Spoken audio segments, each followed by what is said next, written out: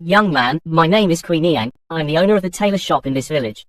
Do you want to take on a mission? Sister can arrange it for you. She added, if you find the mission too difficult, sister can help you with it. My husband passed away 5 years ago, and I've been single ever since. Ding ding dong dong. The ringing of a cell phone woke Lin Jichin from his deep sleep. Ouch, my head hurts. Lin Jichin clutched his head as he opened his eyes, his body and breath reeking of the unpleasant smell of alcohol and stomach acid from vomiting. Looking around at a room that felt both unfamiliar and vaguely familiar, his brain short-circuited for a moment. Holy crap, where am I? This looks so much like my college dorm. Didn't I suffer a fatal injury from the immortalization realm boss, the illuminating dragon, and die after all treatments failed? How am I still alive? Hey, where's my storage ring? Where's my elixir field? Why is everything gone? Asterisk. 10 minutes later, after several confirmations, Lin Jichin finally understood.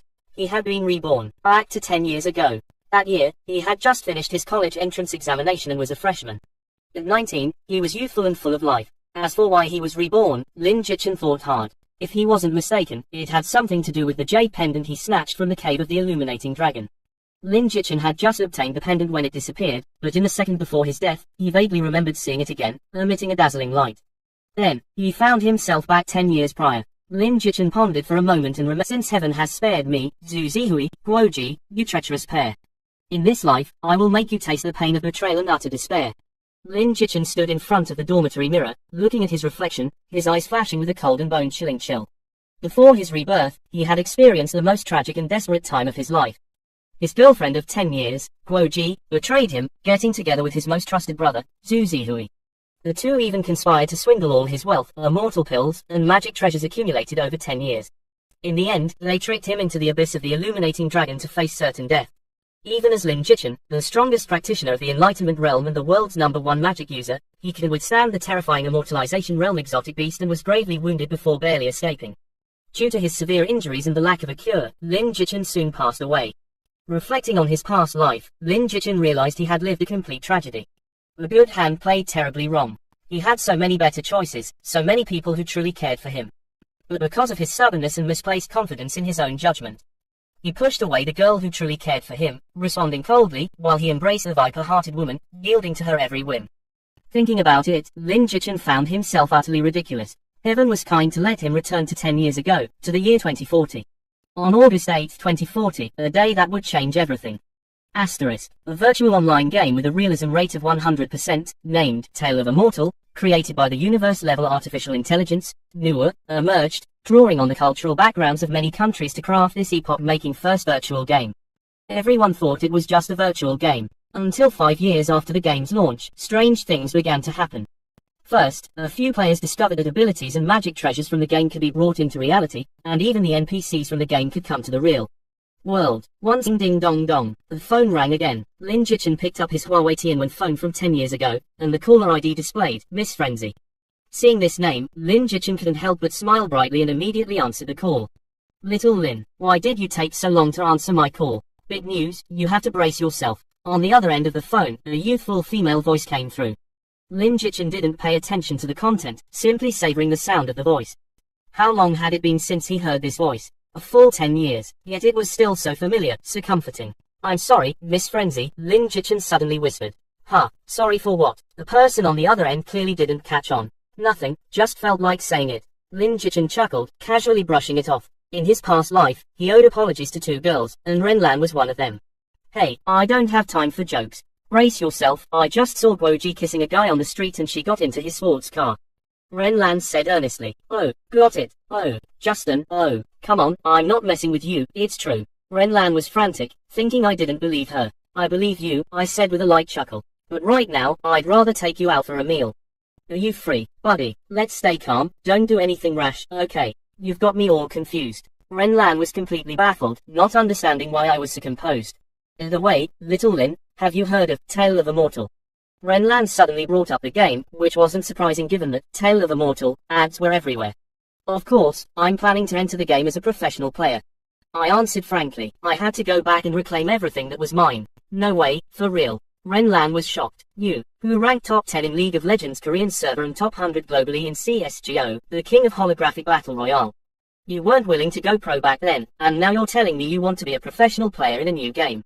There was an unexpected issue. I checked my account history, and my wallet was overdrawn yesterday.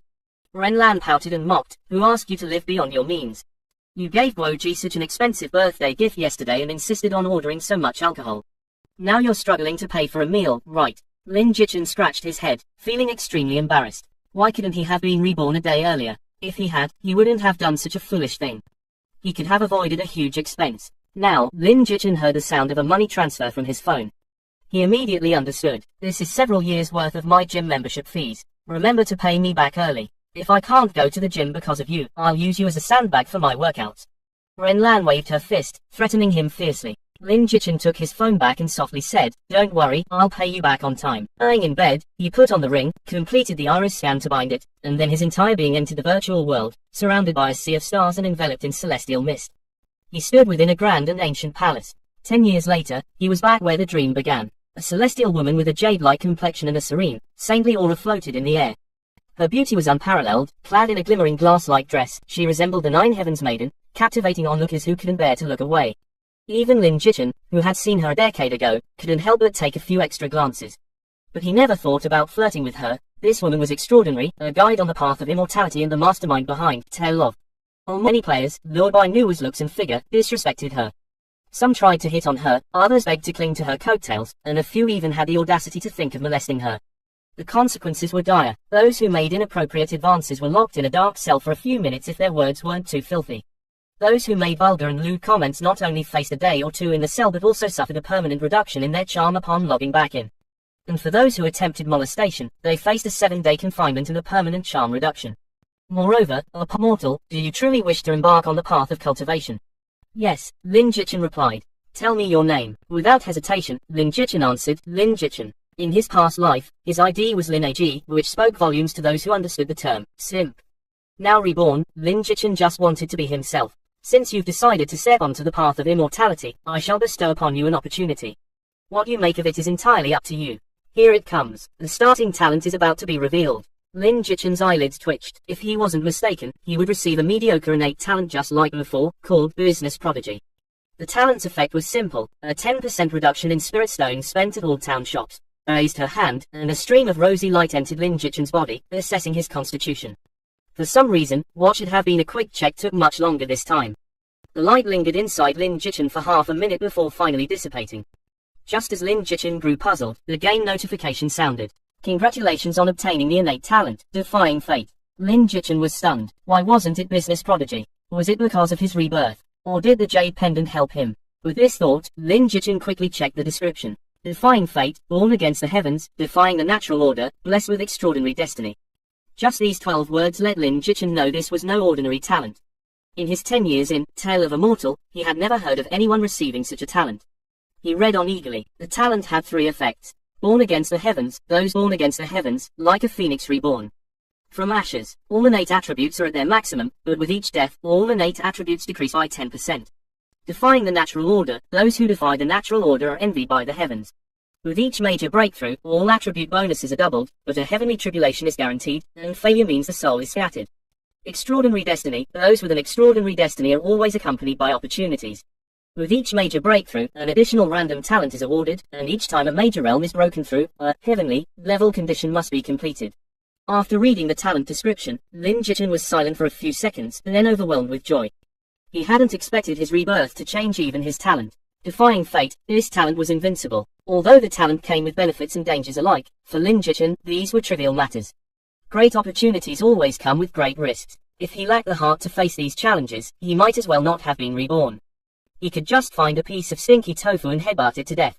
The talent has been bestowed upon you, now you must choose your appearance. As Nua spoke, she raised her hand. A projection screen appeared, displaying Lin Jichen's image. Beside it were many hairstyles to choose from. This was similar to character customization in online games. However, in Tale of a Mortal, one couldn't change their face. They were stuck with the given appearance and could only choose a hairstyle suitable for the world of immortals. There were loose hair, tied hair, flat buns. There were also explosive hairstyles like the one from Friends or the protagonist's bun from The Legend of Sword and Fairy, and more. One hair. This time, Lin Jichen chose a half-loose hairstyle with a hair crown, which suited his face and gave him an elegant and suave look. In his past life, he had been foolish, thinking he was tired of being handsome and that anything would do in the game. So, he chose the explosive hairstyle like that of Storm Riders. only to find out later that the higher the looks, the easier it was to gain the affection of NPCs of the opposite sex. His explosive hairstyle had significantly lowered his already high charm. This time, Lin Jichen wouldn't make the same mistake. Appearance confirmed. Next, a scroll appeared in front of Lin Jichen. The scroll unfolded on its own, revealing a map. The map was divided into 4 sections. They were marked Yongning Province, Yuehua Province, Muxian Province, and Wufeng Province. These 4 provinces were the starting points players could choose from. The map of Tale of the Mortal was vast, and these 4 provinces were just the tip of the iceberg. The rest of the map was highly dangerous and required high cultivation levels to explore. The 4 provinces, aside from the names, had no descriptions. Players could pick at will. Though they seemed similar, Lin Jichen, as someone who had been through it before, knew there were secrets hidden within. These 4 provinces were each suited to one of the 4 mainstream professions in Tale of the Mortal, magic cultivation, medical cultivation, artifact cultivation, and physical cultivation. Yongning Province was most suitable for magic cultivators, Yuehua Province was most suitable for medical cultivators, Muxian Province was most suitable for artifact cultivators, Wufeng Province was most suitable for physical cultivators. It wasn't to say that it was absolute. In fact, any profession could shine anywhere. However, each of the 4 provinces hid special opportunities unknown to others, which were not available on other continents. Lin Jichen didn't rush to choose a profession. Instead, he first checked his attribute panel. Physique determines the upper limit for chi cultivators and body cultivators, while spirit determines the limit for spell cultivators and healing cultivators. Comprehension is key to learning rare and powerful skills. Many formidable skills require high comprehension, and it also makes it easier to understand various talents. Charm and luck are also very important. Charm. Lin Jichen's attributes were all maxed out, so he had no need for concern. He could play any profession he wanted. In his past life, Lin Jichen was a spell cultivator player, proficient in the techniques and skills of spell cultivators, and knew them like the back of his hand. Logically, continuing as a spell cultivator would be the most appropriate choice and the easiest to get the hang of. After all, it was the path he was familiar with, and there was no pressure in following it. Lin Jichen could confidently say that if he continued as a spell cultivator, no one could match him in this profession. He could easily become the world's #1 spell cultivator. But precisely because he was proficient in spell cultivation, Lin Jichen was also acutely aware of its drawbacks. The most fatal point was that spell cultivators were at a disadvantage in PKs. Once someone closed in on them, they were powerless, and a single misstep could lead to an unexpected defeat. Another important point was that Lin Jichen didn't like spell cultivation. He had chosen spell cultivation simply because Guoji said she liked it. So hesitation, Lin Jichen touched the map and chose Muxian Province. He would choose the most popular profession among weapon cultivators, sword cultivator. Sword cultivators had the highest single target damage. Whether it was player duels or soloing bosses, they were the most suitable. After touching Muxian Province, Lin Jichen transformed into a streak of light and disappeared from the heavenly palace. Asterisk. The next moment, he arrived in a picturesque village. Dressed in coarse linen clothes, bare-handed, with nothing else. This was the treatment for newcomers. Lin Jichen looked around. The beautiful little village was already surrounded by more and more new players. Damn, bro, this game is too realistic, feels like I've traveled to another world. Admiring the picturesque scenery, I wanted to compose a poem for the world, but alas, I'm uneducated, so all I can say is damn, what a big mountain. I'm a gaming newbie, please help, how do I play this game? I don't understand anything. Crazy Shark Guild is recruiting. Hurry up if you want to sign up. Any girls want to be in-game couples? My name is Love's Cold Funeral. Asterisk. The surroundings were very noisy. At the village entrance stood an old man in his 60s. Anyone who had played a bit of online gaming would know that this must be an NPC with a mission to offer. So, the crowd squeezed together, all to get a mission from the old man. Lin Jichen, watching the scene that rivaled the chaos of a train station during the Spring Festival, had no intention of going with the flow. Hello, young man, my name is Queen Yang, I'm the owner of the tailor shop in this village. Do you want to take on a mission? Sister can arrange it for you, she added. If you find the mission too difficult, sister can help you with it too. My husband passed away 5 years ago, and I've been single ever since. All the players watched dumbfounded, their mouths agape in disbelief. While others were begging NPCs for missions, Lin Jichen had an NPC actively offering him one, even willing to help. What kind of divine treatment was this? Jichen hadn't expected that maxing out his charm would bring such great benefits. He felt that if he wanted, he could cultivate an affection level with this charming widow. In a few days, he might even be able to dual cultivate with her, cough cough. Of course, that was just a joke. He, Lin Jichen, was not the kind of person. Responding to seeing everyone quiet down, the widow put on a beaming smile again, but this smile was reserved only for Lin Jichen. How about it, little brother? Lin Jichen hadn't expected that maxing out his charm would bring such great benefits. He felt that if he wanted, he could cultivate an affection level with this charming widow. In a few days, he might even be able to dual cultivate with her, cough cough. Of course, that was just a joke. Lin Jichin, was not that kind of person. Responding to the widow's enthusiasm, he politely replied, next time. I have other things to do now. I'll come to you for a quest next time. The widow, a bit disappointed, sashayed back to her tailor shop, looking downcast. It was as if Lin Jichin had led her on and then abandoned her. Not wanting to be the center of attention any longer, Lin Jichin quickly bypassed the crowd and sped up his pace. Fortunately, only female NPCs who cared a lot about looks were so proactive and attentive towards him. He finally reached the end of the village. Lin Jichin saw a weapon shop. A muscular man with a coiled beard, bare-chested and sweaty, stood at the entrance. He was hammering away at an unfinished weapon by the forge, the clanging sounds unceasing. At first glance, the man's hammering technique seemed a bit wild. Inside the shop, several players were trying to interact with him to get a quest. Unfortunately, the man ignored their attempts, focused solely on his forging. Damn, is this guy deaf? It's possible. Let's go, let's go. Don't waste time on a deaf man. I heard the widow at the tailor shop is giving out quests. Let's go there. Seeing the man's lack of response, the players gave up and left the weapon shop. Lin Jichin walked over, looked at the man, and then at the forge beneath him. He said nothing, nor did he interact with the man. Instead, he sat down by the forge, grabbed the bellows handle, and began to pump. The flames in the forge soared, and the temperature surged. The man, who had been focused on his weapon, suddenly brightened up, muttering, yes, that's it, the temperature was too low, the fire too small. He continued to hammer the weapon in the fire. Lin Jichin, as if he hadn't heard, kept working the bellows. After about 5 minutes, the man sighed with relief. Finally, it's taking shape. Only then did Lin Jichin stop his actions. The man immediately turned his attention to Lin Jichin and laughed heartily. Thank you for helping me with the bellows. My apprentice is not here today, and no one was tending the forge. No wonder the fire wasn't strong enough. He then said to Lin Jichin, since you've helped me, I should repay you. Pointing to the weapon rack behind him in the shop, he said, pick any weapon from there, I'll lend it to you for a day, but you must return it to me after that.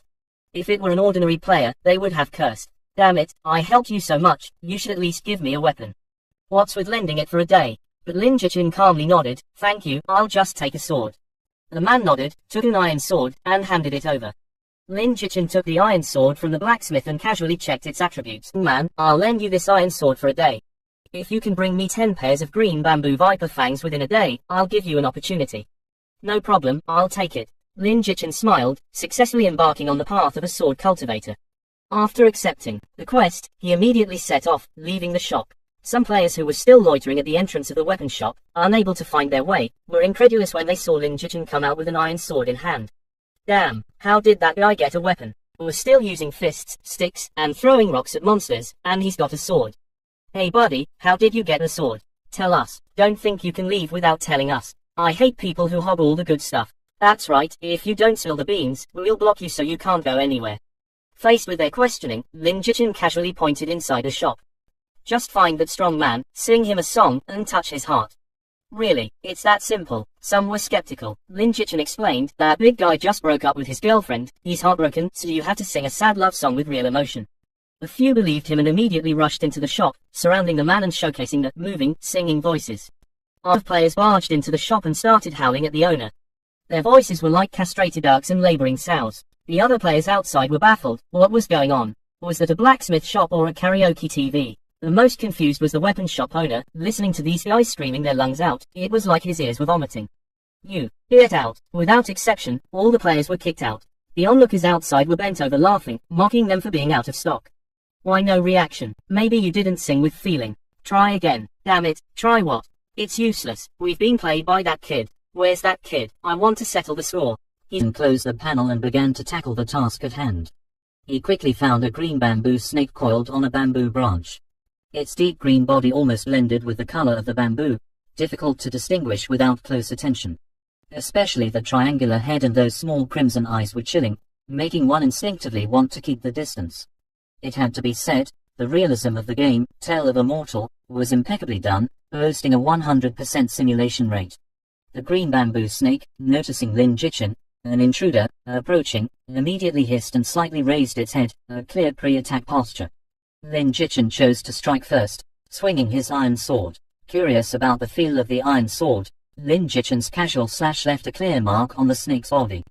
-30, a blood-red number floated up from the snake. At the same time, Lin Jichin saw the snake's attribute panel. Wild monster, green bamboo snake, vitality, 120 150ths, strength, 2, defense, 1, skills, Snake venom. The injured snake hissed angrily, its ferocity fully aroused as it lunged at Lin Jichen. Just changed professions, not bad at all, Lin Jichen muttered to himself, holding the iron sword. Although switching from a spellcaster to a weapon master was a completely different career path, his years of experience in Tale of a Mortal meant no player could match his understanding of the game. After the snake died, it turned into a soul burial mound, which Lin Jichen searched. There were only a pair of venomous fangs. Lin Jichen thought that was it. Unexpectedly, inside the soul burial mound, there was also a piece of white equipment. This left him somewhat surprised. In Tale of a Mortal, the drop rate for equipment was extremely low, especially for weaker monsters. The likelihood of dropping equipment was even lower. Unexpectedly, he had only killed an ordinary little snake, and now came a piece of equipment. This was truly unexpected. The surprise was fleeting, and Lin Jichen quickly figured it out. It must be thanks to his innate full-valued luck, which clearly bore the words, the lucky one. He looked down at the item that had dropped, and it turned out to be a bow. A green bow shaped like a crescent moon lay on the ground. The third piece of equipment turned out to be a small storage bag. Ordinary grade snakeskin storage bag can hold plus 20 items, easy to collect. Lin Jichen gladly accepted it, as he was just worrying about where to store all the snake meat and fangs. He quickly gathered his spoils of war and turned to leave the bamboo forest. Compared to leveling up, he had more important things to do. However, just as he took 2 steps out of the bamboo forest, he encountered something annoying. Let me introduce myself, I'm Wang Jinghao, president of Eternal Guild. I was just passing by and saw brother being blocked, couldn't stand it and had to say something. I hope brother doesn't mind. Wang Jinghao spoke flawlessly, the kind that made people feel close when they heard it. Unfortunately, Lin Jichen knew his true nature and wasn't buying it at all. Wang Jinghao had had a grudge against him before. After Lin Jichen made it to the top 10 of the heavenly rankings, the Eternal Guild had sent people to poach him. But Lin Jichen was proud and straightforward at the time, and he rejected the invitation on the spot. Unexpectedly, this earned him the resentment of the Eternal Young Master, causing Lin Jichen to suffer several losses in secret. If it were the old Lin Jichen, he would have chosen to leave without a word. But now, having lived a second life, Lin Jichen's temperament had already changed. Greenhorns often find themselves at a disadvantage. Lin Jichen gave Wang Jinghao a slight smile, feigning politeness. Thanks, buddy. My name is Lin Jichen. Seeing this, Wang Jinghao felt a smug sense of control, but he maintained a courteous facade. Lin Jichen immediately returned to the village and the weapons shop. Handing over the mission item, Lin Jichen received a letter. Yes, this was the letter he wanted. The essential item for joining a sect, the opportunity mentioned by the weapons shop owner. He had asked the weapons shop owner, and so far, he was the only one to have received the letter mission. Others were still clueless, wandering around looking for tasks from tailors, village chiefs, butchers, even cats and dogs. Their tasks were merely mundane, at best increasing their cultivation a bit and earning some spare change. They never Jichen had one more thing to do. He went to the busiest part of the village. Step right up, have a look. Tearful fire sale. Want to get stronger? Need equipment. The server's first green bamboo snake bow up for auction.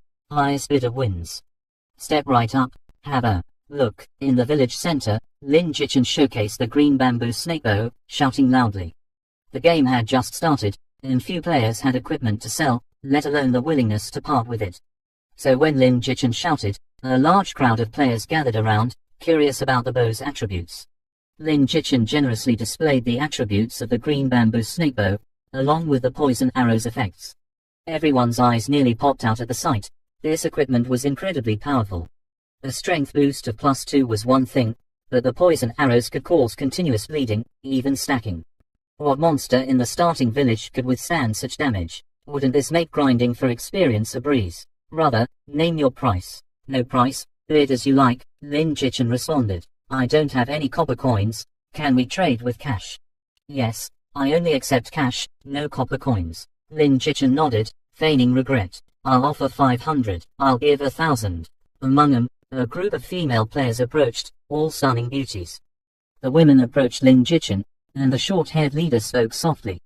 50,000. As soon as the bid of 50,000 was called, the previously enthusiastic bidders fell silent.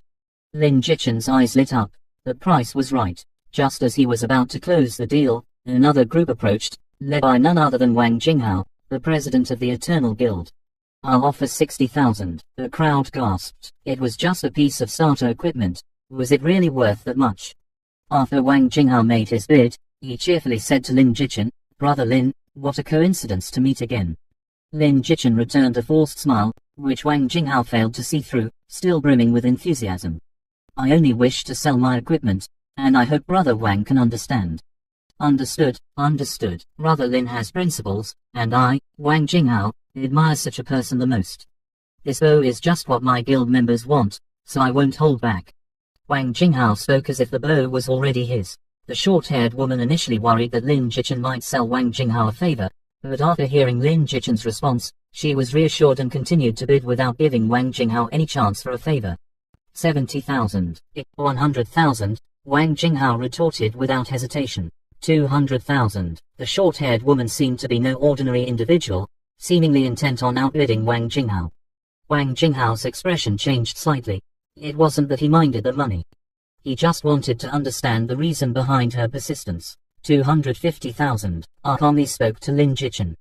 "Could you give me 2 minutes? I need to call my boss." "Why turn down money that's being offered?" Lin Jichen readily nodded, ignoring Wang Jinghao's changing expression. The short-haired woman immediately logged off on the spot, but her subordinates waited. Sure enough, in less than 2 minutes, she returned, not conceding but raising the bid even higher. 500,000. The crowd erupted in astonishment. Good heavens, selling a piece of starter equipment for 500,000. Had they lost their minds? Wang Jinghao finally lost his composure. No amount of pretense could hide his shock now. Wang Jinghao's gaze was icy as he asked, "Are you sure you want to oppose me?" The short-haired woman glanced at him and said, "The highest bidder wins. We're all free to make our offers." "How is that opposition? Just because you're interested in something, does that mean no one else can be? Who bids like you do? How I bid is my business." "Fine, very well." With those cold words, Wang Jinghao turned to leave. To him, 500,000 was a mere trifle, but spending that much on a piece of beginner's equipment, as a sign of a business family, he didn't want to be taken for a fool. Besides, he had the feeling that even if he was willing to pay 500,000, the other party would continue to raise the price. "Brother Wang, wait a moment," Lin Jichen suddenly called out to him. Wang Jinghao turned around, and Lin Jichen said with a look of sincerity, "After all, we are friends. If you're willing to pay 500,000, I'll sell the bow to you." Wang Jinghao was overjoyed and immediately agreed. The short-haired woman was taken aback and angrily said, "How can you go back on your word? Didn't we agree the highest bidder wins?" Lin Jichen said apologetically, "Sorry, beautiful, I know Brother Wang. He just helped me out, and I owe him a favor. Please understand." The short-haired woman clenched her teeth but said no more. After all, from the conversation between Wang Jinghao and Lin Jichen, it was clear they knew each other. "Brother Lin, I'm definitely making friends with you. Send me your account, and I'll transfer the money right away. Once the money is in, you can hand over the equipment to me." Wang Jinghao was smiling proudly, feeling that the money was well spent. "By the way, I have quite a bit of copper coins. Early in the game, a guild like yours must need game currency, right? How about I sell those to you as well?" Wang Jinghao was even happier, nodding repeatedly and saying, "These copper coins are a godsend. I'll take them and add another 50,000. In reality, the copper coins weren't worth 50,000. Wang Jinghao was simply trying to get closer to Lin Jichen. Lin Jichen didn't waste words and sent his account to him. One of Wang Jinghao's subordinates immediately logged off. In less than a minute, Lin Jichen's phone received a bank message notification. 550,000 had been transferred into his account. After getting the money, Lin Jichen handed over the green bamboo snake bow, over 100 poison arrows, and more than 100 copper coins to Wang Jinghao. Seeing the transaction, the short-haired woman knew she couldn't object and left with a cold face. Wang Jinghao was very happy and wanted to bond with Lin Jichen as sworn brothers to foster their relationship. But Lin Jichen excused himself again, leaving Wang Jinghao somewhat disappointed. He still wanted to ask if Lin Jichen's storage bag was for sale. Once out of everyone's sight, Lin Jichen followed the direction in which the group of beautiful female players had left.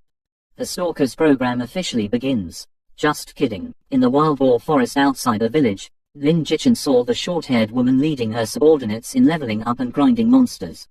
Lin Jichen approached, and they quickly noticed him. "What are you doing here?" The short-haired woman looked at Lin Jichen with some disgust. It wasn't because Lin Jichin didn't buy her equipment that she disliked him, but she disdained the way he was chummy with people like Wang Jinghao. Anyone close to Wang Jinghao was either his lackey or just as crooked. Such a waste of a good-looking guy. Lin Jichin didn't mind her look and got straight to the point. Can we talk alone? It'll just take 2 minutes of your time. Just tell me. I have information for you. For 500,000. Lin Jichin sounded like a shrewd businessman right from the start. The short-haired woman's expression turned sour as she scoffed. Are you playing me? What kind of information is worth 500,000? Information that will put your guild ahead of other players. Aren't you curious how I could part with such good equipment? Lin Jichin's words made the short-haired woman's expression soften slightly. Tell me the information first. If it's worth the price, I'll pay you 500,000. Lin Jichin didn't even think before refusing. That won't do. I could sell this information to Wang Jinghao for at least $1 million. How can I trust you without knowing the information? The short-haired woman retorted. Lin Jichin played the rogue and turned to leave. If you don't trust me, forget it. I'll sell it to Wang Jinghao. Wait, come back. The short-haired woman was frustrated but had no choice but to call him back. She didn't trust Lin Jichin, but she was more afraid that what he said was true and would end up selling it to Wang Jinghao, giving him an advantage. Lin Jichin was waiting for this. Hearing her call, he immediately turned back, grinning at the woman. The short-haired woman looked at Lin Jichin's smug face, grinding her teeth in anger. If you've deceived me, I'll make sure you understand the consequences of angering the Moon Shadow Guild. Send your account. Lin Jichin was unfazed and cheerfully sent his account. Shortly after, his account was credited with another 500,000. Less than an hour into the game, Lin Jichin had made $1 million. If this had been before his rebirth, he would have been excited enough to sing. But now, he wasn't interested in money, because once the game merged with reality, real-world money would be worthless. But for now, he still needed money. He still owed Renlan money. He couldn't really be a gigolo, although he did kind of want to. Don't do it. Give up that quest. Why? The short-haired woman stared into Lin Jichin's eyes. She suspected this guy was sent by Wang Jinghao to trick her. If that was the case, she would chop him up right now. Go to the weapon shop and take on a quest there. You can't get any quests at the weapon shop. Who are you trying to fool? The short-haired woman retorted, her staff already itching to strike. That's because you're not doing it right. The shop owner is forging. You just need to help him operate the bellows for 5 minutes, and you'll get a quest, Lin Jichin explained. Really? The short-haired woman was skeptical. Don't believe me. Send a subordinate to try it out. But be discreet, don't let other players find out, or the information won't be worth anything. The short-haired woman, half convinced, called over a beautiful subordinate, who immediately rushed to the village after receiving the order. The short-haired woman still felt cheated, thinking the quest wasn't worth that much. Lin Jichin smiled and said, the quest itself isn't worth much, but the reward is very valuable. He took out the letter, and the short-haired woman exclaimed in surprise, this is a sect invitation. Lin Jichin nodded, that's right. Only with this can you find out where the sect is and be admitted. Didn't you sell it to Wang Jinghao? Aren't you friends? The short-haired woman asked quickly. Who told you I'm his friend? That scumbag doesn't deserve to be my friend. I was just putting on a show with him. As the two were waiting, a wave of panic erupted behind them. It's over. It looks like we've encountered a boss. Why is this wild boar so much bigger than the others? Soua was killed by a single hit. Ooh hoo hoo. Wanling's sister, save me tilde. Commotion. The short-haired woman immediately turned around, and Lin Jichin also looked back. They saw a giant wild boar charging out of the boar forest. The wild boar was 4 or 5 times the size of a normal one, like a tank rolling in. Several female players couldn't dodge in time and were instantly killed, respawning back at the novice village. Quick, retreat. We don't have enough people to kill this boss. The short-haired woman made a decisive decision to withdraw her troops. Lin Jichin teased, you guys are really lucky, running into the biggest boss of the novice village. The short-haired woman glared at him and said, no need for your snide remarks. Lin Jichin chuckled, you misunderstand. I mean, if you give up on this boss, I'll take it on. You, with what? Didn't you sell your bow? Lin Jichin glanced at the iron sword in her hand and smiled. I might be out of equipment, but could I borrow your sword for a bit? The short-haired woman handed over the sword, and Lin Jichin, after saying thanks, disappeared from her sight. The words, catch the thief, that were about to leave the short-haired woman's lips got stuck in her throat, as she saw Lin Jichin actually charging towards the Wild Boar King. This guy must be crazy. the short-haired woman muttered. Her subordinates also gathered around her, puzzled by Lin Jichen's actions. Wanling's sister, he's not really going to solo the Wild Boar King, is he? The short-haired woman nodded. That's what he told me. How is that possible? Isn't he just marching to his death? Exactly, he's not just trying to impress you, Wanling's sister, by playing the hero, is he? It's very possible. The handsome guy does look quite good, a decent match for our Wanling sister. You naughty girls, need a lesson, don't you? The short-haired woman was teased, blushing with annoyance, and had already reached the Wild Boar King. Seeing the beast-like size of the wild boar, he felt a bit of regret. If he had known, he would have sold the bow later. With the green bamboo snake bow, it would have been easier to deal with it. But now, the challenge was a bit harder, but not impossible. Lin Jichen demonstrated what it meant to be fearless. Facing the Wild Boar King several times his size, he said nothing and lunged with his sword. The iron sword left a clear white mark on the forehead of the Wild Boar King but failed to pierce its skin. -1. This damage made Lin Jichen wince. He had aimed for the Wild Boar King's weakest spot, yet it only lost a little health. Thump, thump. The Wild Boar King's legs, as thick as tree roots, pounded the ground as it charged at Lin Jichen, shaking the earth. Lin Jichen calmly dodged to the side with a swift leap. The Wild Boar King missed and, not giving up, twisted its massive body and charged at Lin Jichen again. This time, Lin Jichen seemed to panic and ran away, his fleeing form somewhat comical. The short-haired woman and her subordinates couldn't help but laugh. It looks like he's given up on the solo challenge. Giggle. The handsome guy's escape is so cute. I bet he won't make it. How could he run? I'd be scared to death in his place. The short-haired woman also took pleasure in his misfortune. Serve him right for showing off. We're all newbies anyway. Dying a few times doesn't matter. I hope he learns his lesson and stops bragging. They all thought Lin Jichen was fleeing, but only Lin Jichen himself knew he had no intention of running. He was simply luring the Wild Boar King in the direction he was running. Ahead of him was a cliff, with many loose stones on it. As Lin Jichen reached the cliff, the Wild Boar King was close behind. He could feel the ground shaking more intensely beneath his feet. Lin Jichen didn't need to look back. At the last moment, he rolled to the side. With an ungraceful move, he narrowly avoided a fatal blow. The Wild Boar King, having lost its target but unable to stop due to momentum, could only watch as its face and tusks slammed into the cliff. Boom! A loud noise erupted, deafening as if a bomb had gone off. The Wild Boar King hit the cliff, the impact causing it to recoil and take damage. -50. A damage value appeared. The dazed Wild Boar King shook its head, but it wasn't over yet. The cliff was shaken by the impact, and many rocks fell, hitting it on the head. -20, -15, -9. A series of numbers popped up above the Wild Boar King's head. When the rocks stopped falling, a quarter of its health bar had dropped. Lin Jichen, who had taken cover behind a tree to avoid the falling rocks, saw no more stones coming down and the Wild Boar King still dazed. He charged out again. Another sword strike landed on the Wild Boar King's forehead. The previous white mark and the many rocks had already left the forehead battered and vulnerable. Lin Jichen's sword finally cut through the skin, and blood gushed out from the wound. Critical hit, -8. Not bad, keep going. Lin Jichen took advantage of the Wild Boar King's confusion and swung his sword relentlessly, striking the same spot with every blow. The wound grew larger, and the Wild Boar King's health continued to drop. The Wild Boar King finally recovered from its daze, feeling the pain on its head. Enraged, it let out a roar and launched a skill attack at Lin Jichen. The Wild Boar King flicked its head, and its tusks thrust towards Lin Jichen's belly like lightning.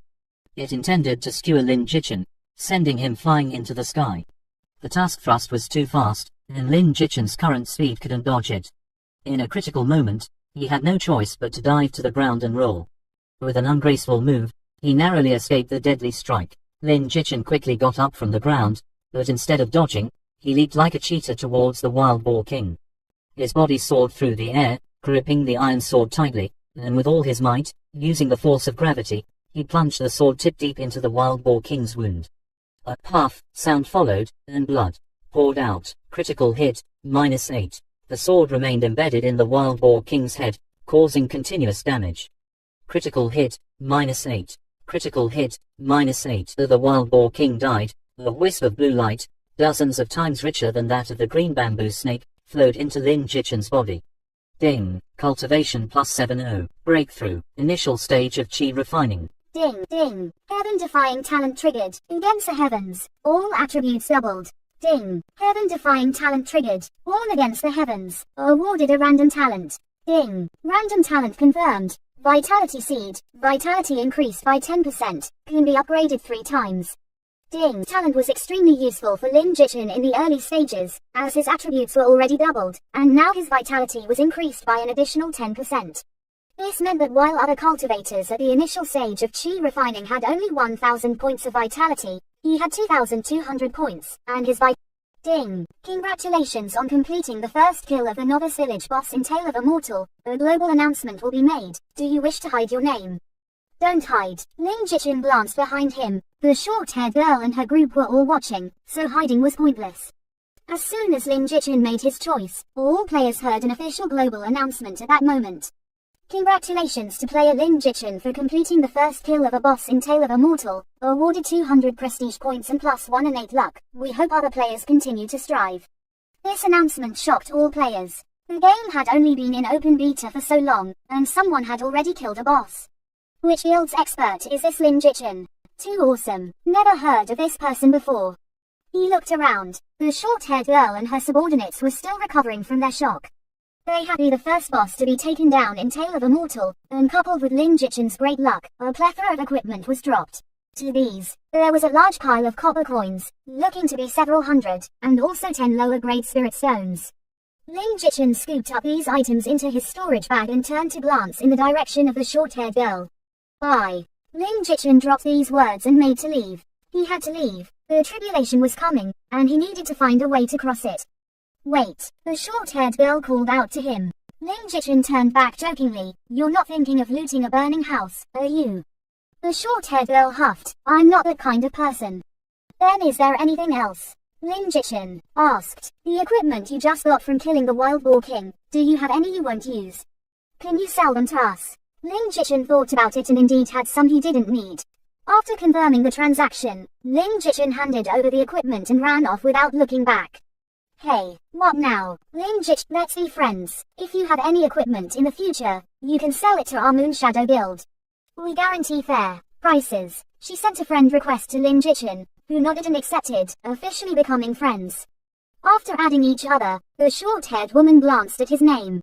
Lin Jichin. It sounded nice, probably not his real name. Lin Jichin also checked her name, Su Wanling. With a friend request settled, Lin Jichin truly took off, disappearing into the wild boar forest without looking back. Su Wanling found Lin Jichin to be an odd character. It was as if he found staying with a group of beautiful women for even a second unbearable. Could he be gay? After leaving the wild boar forest, Lin Jichin sprinted towards the outskirts of the village, with the dark clouds above following him. With his current abilities, facing the heavenly tribulation was like an ant shaking a tree, a sure path to death. So Lin Jichin had to run. Of course, he couldn't outrun lightning. He turned and dashed inside. What's with that guy, running like his life depends on it? Is he in a rush to be reborn or something? The guarding disciple muttered. If Lin Jichin had heard him, he would have retorted that he wasn't rushing to be reborn, but that if he didn't hurry, he might indeed be forced into a rebirth. Failing a tribulation crossing meant nothing less than complete obliteration, a dual death in both the game and reality. He had every reason to run as fast as he could. Moments later, a figure in white robes, pure as snow, emerged from the sword sect. Lin Jichin looked up and saw an incomparably stunning woman. Her beauty was breathtaking, transcending the mundane world. Her black hair framed her face, which glowed like the morning dawn. When everyone in the sky saw her emerge, they immediately bowed respectfully. Sect Master. Why does Mighty Union Sect show signs of a heavenly tribulation? Could it be that one of the Elder's direct disciples is breaking through? Lang Feiyan's voice was like the soft strumming of a lute, tingling and authoritative. The crowd shook their heads, indicating their ignorance. Lang Feiyan's brows furrowed slightly, her expression puzzled. While everyone was wondering, Lin Jichin, completely overlooked by the crowd, shouted at the top of his lungs. New disciple Lin Jichin seeks the help of the elders to save my life tilde. Lin Jichin's cry, tinged with desperation, stood out starkly. Everyone turned their gaze downwards. Upon seeing Lin Jichin for the first time, they all sighed inwardly. What a graceful and handsome young man. His demeanor was gentle and refined, like a refreshing spring breeze, his appearance striking and dignified. Just as Lin Jichin was about to explain, the heavenly tribulation arrived. Boom! A bolt of lightning, thick as a man's arm, pierced through the dense clouds and struck viciously towards Lin Jichin's head. Lin Jichin lamented, "My life is over. Save me." Knowing he couldn't withstand the might of the heavenly tribulation, Lin Jichin could only shout for help, hoping for a kind soul to lend a hand. When everyone saw the lightning truly aimed at Lin Jichin, they were astonished and prepared to rescue him. But Lan Feiyan was quicker. With a light flick of her hand, a rosy light enveloped Lin Jichin. As the lightning struck, the light formed a barrier, completely shielding him from the thunderous assault. The terrifying might of the lightning had no effect on it, not even causing a ripple, and it vanished in the blink of an eye. After the single bolt, the dark clouds quickly dissipated, and the sky cleared. Lin Jichin's anxious heart finally relaxed. Fortunate, indeed, to be alive. But though he survived, he now faced a serious issue, a very serious issue. All the elders, including Lan Feiyan, looked at Lin Jichin with amazement. A chi-refining novice attracting a heavenly tribulation was something they had never encountered before. There were only two possibilities for such a phenomenon. The first was that the boy possessed a treasure that triggered the tribulation. The second was that the boy had an extraordinary talent, envied by the heavens, and the higher the talent, the earlier the tribulation. Either possibility was enough to pique the interest of the powerhouses. Lan Feiyan seemed just as curious as the other elders. She lifted his. All the elders gasped. No wonder he could receive such high praise from the sect master. With such talent, he indeed deserved such expectations. After the shock, everyone's thoughts began to stir. With such a talented disciple, who wouldn't want to take him as their own? Once Lin Jichin became a prominent figure, it would bring great honor to them as his masters. Moreover, they could also expect to be looked after by the disciple in return. Such a good opportunity, everyone wanted to seize it. This disciple has yet to pledge to a master. How about this? Let him become my disciple, and I will teach him well. A slightly plump man in a purple robe was the first to speak up. But naturally, the others were not pleased. Such a promising seedling couldn't just be claimed by anyone. They were all elders, and none had special privileges. He should become my disciple, and I will teach him everything I know. Elder Kingsong, you already have so many disciples, don't compete with us. I can also teach him all the skills of the Tianyan sword sect. Elder Chuyu, you're a female cultivator, it's inconvenient for you to teach a male disciple. Better to come to me. Don't be polite, he should become my disciple. ... The elders argued with each other, all hoping to take Lin Jichin as their disciple. Lin Jichin watched as so many elders vied to become his master, feeling incredibly pleased inside. But to make a good impression, he still suppressed his joy, pretending to be unaffected by honor or disgrace. Just as the dispute was unresolved, Lan Feiyan spoke up. There's no need to argue. This new disciple will join my tutelage. Everyone didn't expect the sect master to join the fray for a disciple. Once the sect master had spoken, naturally, no one dared to argue further. Sect master, don't you never take disciples? Elder Chuyu asked, still somewhat reluctant. Lan Feiyan smiled slightly, her phoenix eyes shimmering, her red lips parting slightly. In recent years, my cultivation has stagnated, and I've had no breakthroughs. I don't plan to enter seclusion again in the short term. Since I have the time, I might as well take a closed-door disciple to pass the days. Hearing this, everyone had no choice but to give up. Lan Feiyan's beautiful eyes returned to Lin Jichin. Are you willing to become my closed-door disciple and follow me into the inner hall for cultivation? Lin Jichin could never have imagined that he had initially come for Elder Kingsong. Yet unexpectedly, the sect master wanted to take him as a disciple. Ding! You've triggered the greatest opportunity of the Tianyan sect. The current sect master, Lan Feiyan, wishes to take you as a closed-door disciple. Do you accept? I am willing. Disciple greets master. Lin Jichin answered without hesitation. As for Elder Kingsong, whom he had initially considered, let him go play by himself. This was the strongest support in the Tianyan sect. After all, taking a master was all about finding support. Naturally, he should choose the thickest and biggest one. No, Lan Feiyan's legs were slender, white, and long. Seeing Lin Jichin perform the salute, Lan Feiyan nodded in satisfaction. From today onwards, you are my only disciple, Lin Jichin.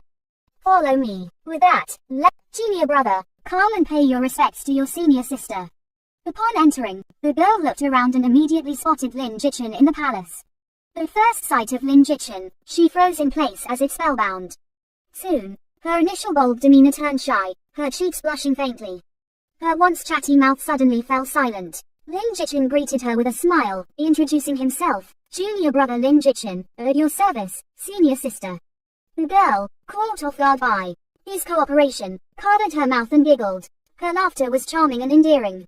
Not bad, not bad. My name is Nanbong Yue, the crystallization stage of cultivation. If you need anything, junior brother, your senior sister has got your back. She patted her chest proudly, boasting to Lin Jichin. Lin Jichin immediately showed admiration, flattery coming naturally. I never imagined my senior sister would not only be more beautiful than flowers but also possess such high cultivation. I am utterly in awe. Hearing such praise, Nanbong Yue bashfully turned her head away, a blush spreading down her neck. Perhaps feeling the need to assert her authority as a senior sister, she put her hands on her hips and tried to look stern. I didn't expect my junior brother to be such a flatterer. But far from being ashamed, Lin Jichin took it as a compliment. There's a saying that goes, to advance in cultivation, don't just focus on training. It's better to flatter than to work hard in vain. PFF tilde. Nanbong Yue couldn't help but burst into laughter. Her beautiful eyes curved into crescents, her serious facade gone. Oh, different affection levels could trigger unique hidden quests and opportunities. There are 10 levels of affection. 1 to 10 points. Instant rapport. 11 to 20 points. Enjoyable conversation. 21 to 30 points. Companions on the journey. 31 to 40 points. Daily companionship. 41 to 50 points. Heartfelt connection. Beyond that, there are different levels for relationships with the opposite and same sex. 51 to 60 points. Intimate bond, shared adversity. 61 to 70 points. Mutual affection, brotherly bond. 71 to 80 points. Harmonious union, unwavering support. 81 to 90 points. Vows of eternity, brothers in arms. 91 to 100 points. Undying loyalty, together in life and death. These 10 levels of affection represent the relationship with an NPC. Generally, if you reach mutual affection with an NPC of the opposite sex, physical contact is allowed without rejection. Of course, the same goes for the same sex if you're willing to cross swords. At harmonious union, you can become Dao companions, equivalent to being boyfriend and girlfriend, and unlock a dual cultivation mode. The same applies to same-sex relationships. Reaching vows of eternity means marriage with the NPC. At undying loyalty, the NPC will stick by you through thick and thin, never to part. Similarly, but it's well known that raising NPC affection levels is difficult. In his past life, Lin Jichin never managed to break 50 points with any NPC. The highest he achieved was a heartfelt connection with a female elder from the law sect, after 7 or 8 years of selflessly helping her multiple times. Not just him, but among all players of Tale of a Mortal, those who raised an NPC's affection level above 70 were exceedingly rare. Lin Jichin remembered his life before rebirth. There was a love-struck player who fell for an NPC sister from his sect, pining for her affection. He doted on her, answering her every call, yet her affection level never seemed to rise. Once, when the sister was on a mission, she was captured by demonic cultivators. Knowing he wasn't strong enough, the smitten player spent his fortune to hire a guild to storm the demon's lair with him. In the end, they rescued the sister. But by then, she had been tortured by the demonic cultivators and her cultivation was destroyed, leaving her paralyzed in bed. Still, the player never left her side. He stayed with her day and night, tending to her needs, braving dangerous leveling areas daily to find heavenly treasures to heal her. After 5 years, the sister finally recovered and was deeply moved by him, her affection level reaching 100 points. This was the first and only instance in the world of maxing out an NPC's affection level. After the game merged with reality, the sister appeared in the real world, still staying by the player's side through thick and thin.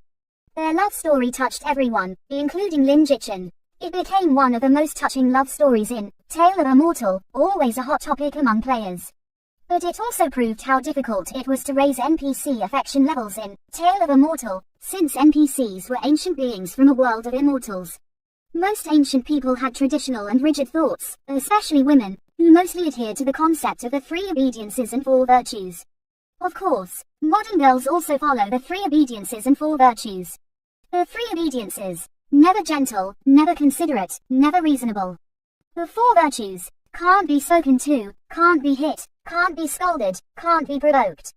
Of course, this refers to some girls, not all. Women in Tale of a Mortal value chastity highly and are particularly cautious around men. Once you break through the defenses, they will be devoted to you for life, recognizing you as their true love. For someone like Lin Jichin to reach 10 points upon first meeting is incredibly rare. Since you're my first junior brother, as your senior sister, I should give you a gift for our first meeting. Nanbong Yue finished speaking and produced a verdant jade pendant, generously handing it to Lin Jichin. Lin Jichin took it and saw that it was a spirit-grade piece of equipment. In Tale of a Mortal, equipment was categorized into 8 grades: ordinary, spirit, mysterious, earth, heaven, holy, immortal, and divine, which included skills, mounts, and so on. Spirit grade: gathering spirit jade pendant, defense +10, heart protection +5, recovers 1% mana per second when out of combat. Skill: Spirit shield, forms a 0.5 second mana shield during combat, blocking one skill attack from enemies below the crystal realm. Only blocks skills, and the shield expires after the duration, with a cooldown of 15 minutes. Thank you, senior sister. Although Lin Jichin was happy, he maintained a modest demeanor on the surface, not wanting to look down on Nangong Yue and affect future progress in their affection level. No, my father is calling for me, so I'll be going now. I'll come to play with you. After basking in self-admiration for a while, Lin Jichin suddenly remembered that Nangong Yue hadn't shown him to his quarters yet. This senior sister was a bit unreliable. Seeing that Nangong Yue had left early, Lin Jichin had no choice but to leave the grand hall and fumble his way towards the back courtyard. The Sword Palace was surprisingly large, and after several turns, Lin Jichin still couldn't find his quarters. Just as he was about to give up, a beautiful palace appeared before him. Guessing this was the place, Lin Jichin tentatively walked in. Unexpectedly, before he could take a step forward, he was repelled by a fierce energy. -2199. PFF'd. Lin Jichin fell to the ground, coughing up blood, feeling as if he had been hollowed out and severely injured. Who allowed you to trespass into the sect master's bedchamber? If I hadn't deactivated the array in time, you would have died 1,000 times over. Lin Jichin gave a wry smile, realizing he had taken a wrong turn and stumbled into the sect master's bedchamber. At the same time, he felt incredibly fortunate. He had narrowly escaped death, as dying even once would result in a loss of innate attributes. If he had lost 10% of his attributes, it would have been more unbearable than eating filth. Luckily, Leng Feiyan had intervened in time, or he would have truly been in tragedy. A great man knows when to bow and when to stand tall, so Lin Jichin could only admit his mistake. Disciple acknowledges his error. It was not intentional. Senior sister Nangong had to leave in a hurry because her father called for her, and she forgot to take me to the quarters. I ended up here unintentionally. Knowing that Leng Feiyan was difficult to get along with, Lin Jichin had to be extra careful. If Leng Feiyan began to dislike him, it would be much harder to rely on her support in the future. He didn't directly blame Nangong Yue for negligence, just that she had urgent matters to attend to and forgot about him. This way, Nangong Yue wasn't directly held responsible. Hearing this, Leng Feiyan's expression softened slightly, and she casually tossed him an elixir. Without my permission, no one is allowed to intrude here. Do not let this happen again. With that, Leng Feiyan turned and left, leaving Lin Jichin to fend for himself.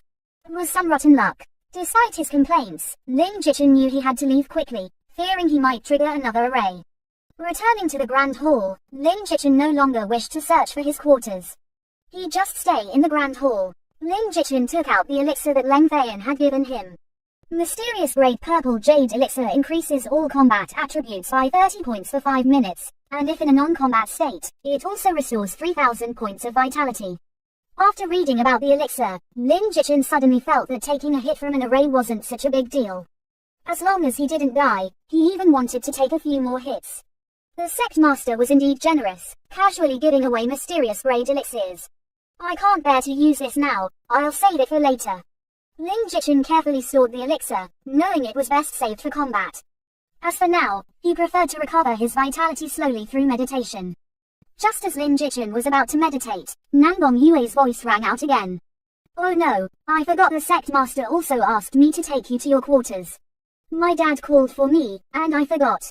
Junior brother, what happened to you? Nangong Yue entered to find Lin Jichin severely injured. Lin Jichin immediately slumped to the ground, his breath weak. Cough cough. I'm fine, just got lost in the back courtyard and accidentally triggered an array, sustaining some minor injuries. Cough cough.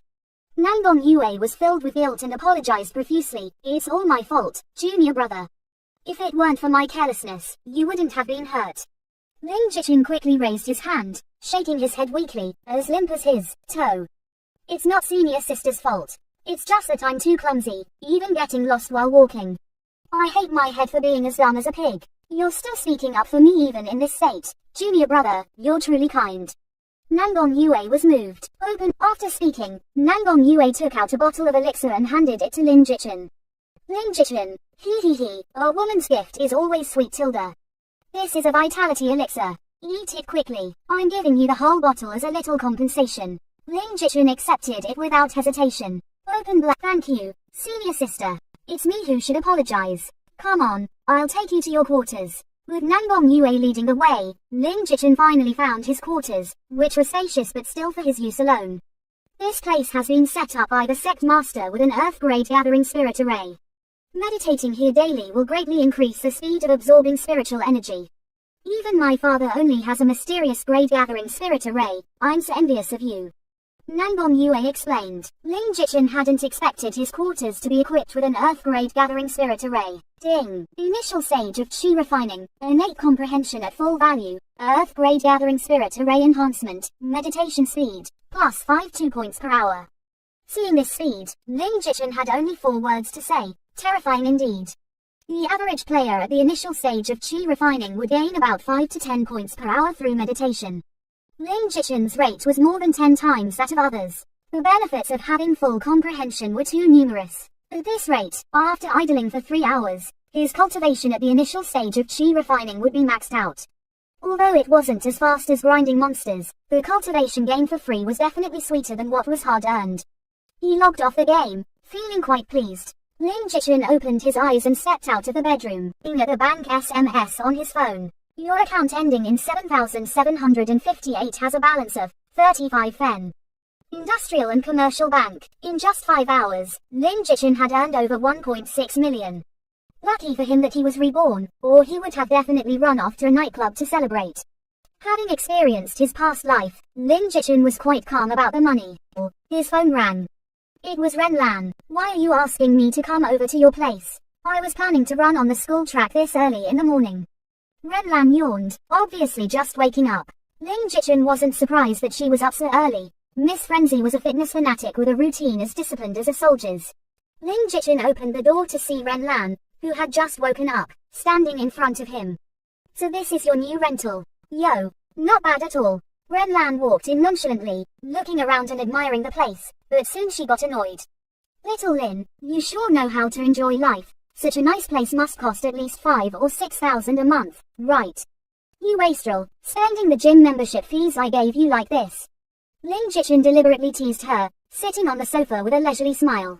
What else can I do? I can't pay you back anyway, might as well spend it all quickly so you won't worry about your money. What did you say? Ren Lan instantly turned into a tigress, charging at him and grabbing Lin Jichin by the neck. You dare to scam me out of my gym money? Even if I can't get the money back, I'm going to use you as a punching bag today.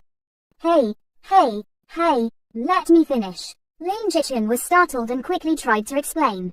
But Ren Lan was no longer listening, gripping Lin Jichin's neck and pinning him down on the sofa, ready to deliver a beating. Of course, Lin Jichin wouldn't let her hit him for free, so he struggled. Lin Jichin resorted to a trickster's tactic, tickling. He sneakily attacked Ren Lan's armpits with his hands. Ren Lan instantly lost her composure, her strength vanished, and now it was her turn to struggle. Ha ha ha. Little Lin, stop, ha ha ha. I won't hit you anymore, okay, ha ha. Finally gaining the upper hand, Lin Jichin wasn't about to let her go so easily, determined to reclaim some dignity. Seeing that Lin Jichin wouldn't stop, Ren Lan couldn't take it anymore, and in desperation, she punched him right in the eye. Ouch! Lin Jichin cried out in pain, covering his eye, no longer daring to tickle her. Now he was at a real loss, having actually been punched. Ren Lan knew she had hit too hard and immediately bent down to ask, "Are you okay?" Lin Jichin was so angry he wanted to curse, and immediately grabbed Ren Lan's waist, flipped her over with force, and pinned the unsuspecting Ren Lan onto the sofa. Their positions were instantly reversed, with Lin Jichin's entire body pressing down on Ren Lan, his hands pinning her wrists. Ren Lan began to struggle again, and amidst the laughter and play, their bodies pressed tightly together. This position, Lin Jichin felt the softness of Ren Lan's body, and with the pressure on his chest, a physiological reaction was immediate. Both parties finally realized the situation. Lin Jichin quickly got up and fled. Ren Lan glared at him fiercely, her neck flushing red, which quickly spread to her face. Ding ding dong dong. Just then, Lin Jichin's phone rang. Picking it up, he saw it was a call from the delivery person. The game company sure shipped fast. Mr. Lin, we've arrived downstairs at your place. Should we bring everything up? Hold on a moment, let me check. Lin Jichin immediately asked Ren Lan, I bought you a gaming pod.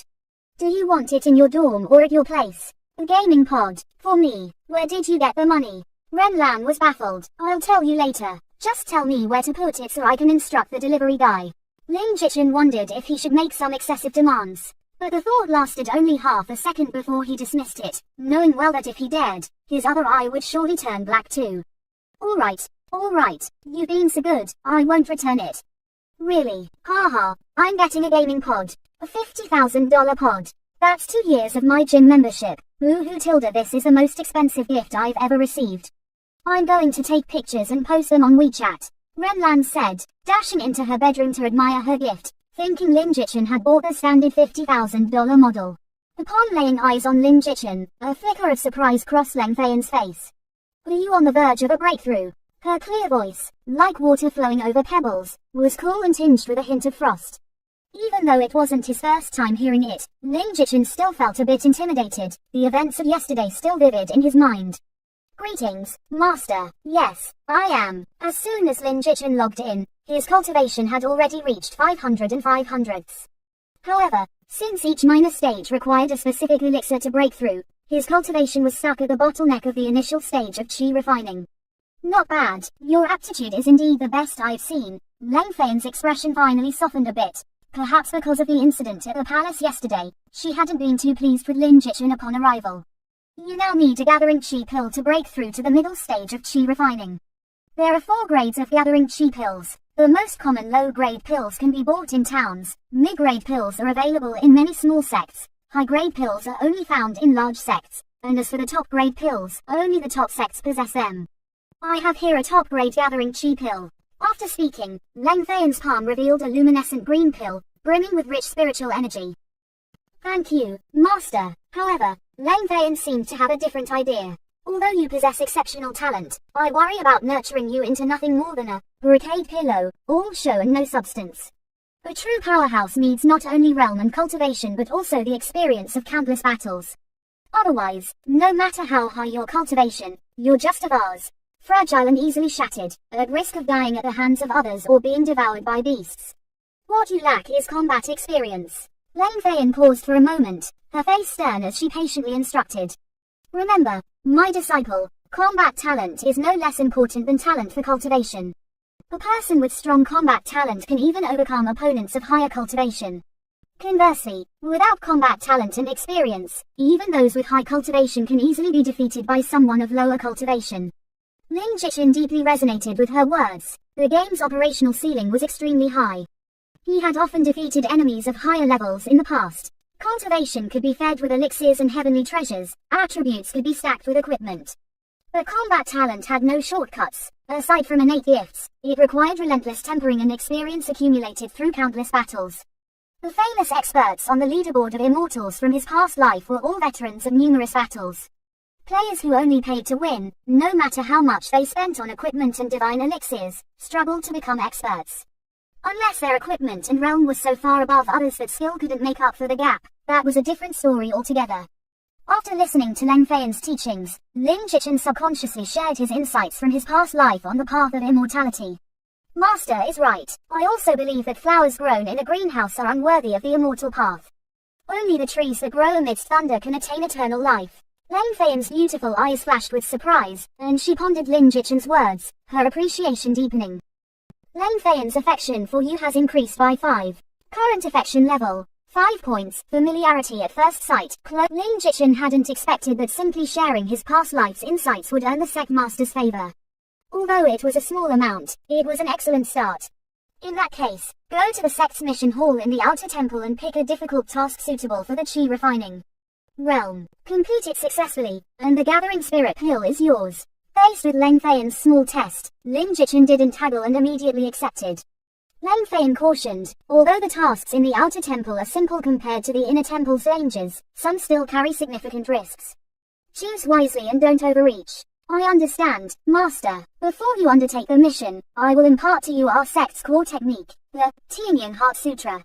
It is a fundamental technique that all disciples of the Tianyan sword sect must learn. The more proficient you are in the technique, the greater the benefits. I hope you will practice diligently. With that, a booklet flew towards Lin Jichin. Lin Jikyu, master. Lin Jichin bowed in acknowledgement and then left with a composed demeanor. Exiting the inner temple, Lin Jichin returned to the outer temple of the Tianyan sect.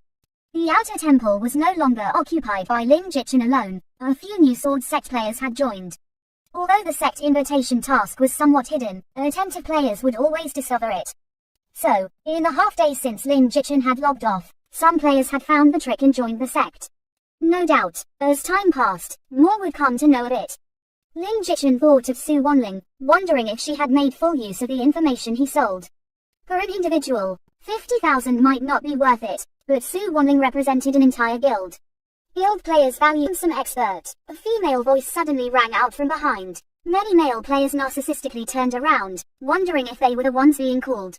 Including Lin Jichin. Of course, it was indeed him they were calling. Wanling's sister, it really is him. Feeling there was nothing more to say, he politely excused himself. I need to go on a quest. Let's chat another time. With that, Lin Jichin hurried off once again. Su Wanling wanted to chat more with Lin Jichin, but just like last time, he was gone in a flash. This guy, he left before I could finish talking. Su Wanling couldn't help but mutter. That handsome guy is so cool, Wanling's sister. Even someone as beautiful as you can't sway him. Seems like it's going to be tough for you to chase after him, the woman beside her said with a laugh. Su Wanling rolled her eyes at her and said, which eye of yours saw me trying to chase him? You've been staring at his back as he left, and you said he left before you finished speaking. Isn't that trying to chase him? Su Wanling gave her a knock on the head, annoyed. I was looking at his sword sect clothes, they're different from ours. I just wanted to ask him about it. So it's not that, huh? And here I was, fantasizing about a TV drama of a woman chasing a man. If only your gameplay was as imaginative as that. Stop dawdling and go do your quest. We're only 3 contribution points away from exchanging for the Tianyan Heart Sutra. Many sisters from other sects have already exchanged for their techniques. We're the slowest. We need to hurry up, or the boss will dock our wages if he finds out. Arrived at the sect's quest distribution point, where a large wooden board was hung with many wooden plaques. Each plaque had writing on it, all listing various sect quests. Since there were no players at the Foundation Establishment realm yet, these plaques only offered chi refining realm quests. The ones at the bottom were the simplest, involving gathering mundane herbs, killing mundane beasts, or helping out in various sect departments. The next layer up was a bit more challenging, requiring the hunting of chi refining realm beasts, gathering spirit herbs in areas where beasts roamed, or doing some longer errand tasks. The difficulty increased the further up he looked. Lin Jichin originally just wanted to find a hard task and get it over with, but when he saw the top layer of tasks, he took down a special task plaque marked with 5 red swords. Hell Quest help the Tianyan Sword Sect retrieve the lost secret technique. Task Introduction. A chi refining realm disciple of the Sword Sect, Zhang Hai, was killed while out, and the secret technique he carried was stolen. Please avenge Zhang Hai and retrieve the lost secret technique. After Lin Jichin took down the plaque, many players saw it and began to mock. What's this kid thinking, taking on this task? He's joking, right? The task warning says the opponent is at the late stage of chi refining. Is he going to use his head to accept it? Exactly. Taking it now is purely seeking death. I bet this guy is just showing off. Just watch. He'll put it back soon. The chatter of the crowd did not disrupt Lin Jichin's plan. He neither held the plaque hesitantly nor put it back in its place, but instead handed it directly to the NPC disciple beside him for registration.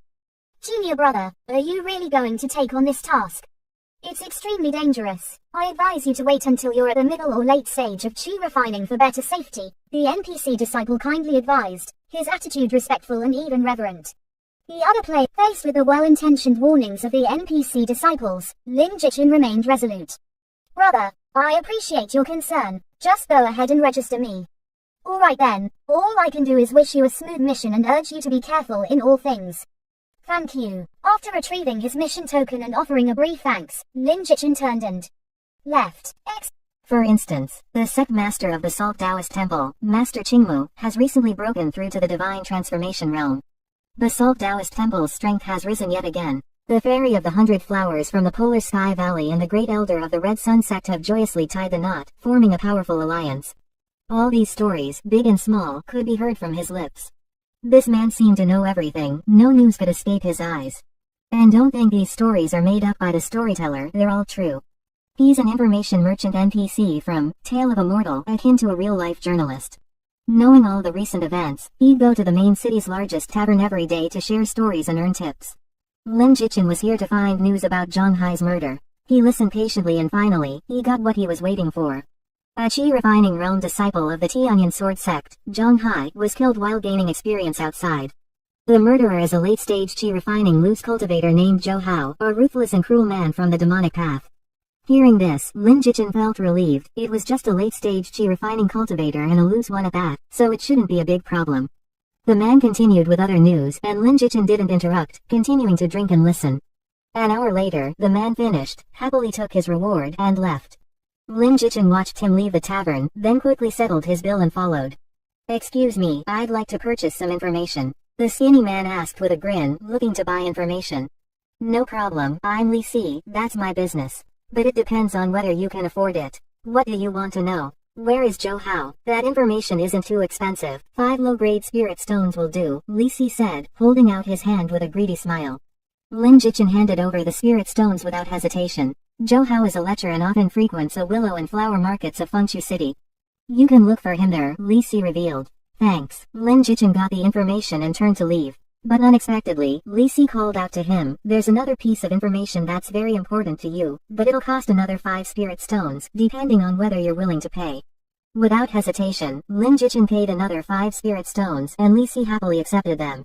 "Seeing as you have a familiar face, I'll give you a tip. Although Zhou Hao is just a late-stage qi refining loose cultivator, he has an older brother named Zhou Shen, a foundation establishment realm cultivator. Be careful." Lin Jichin's eyes flickered. It was good that he bought this information, or he might have suffered a great loss. "Thanks," Lin Jichin said simply and left the Drunken Immortal Tavern.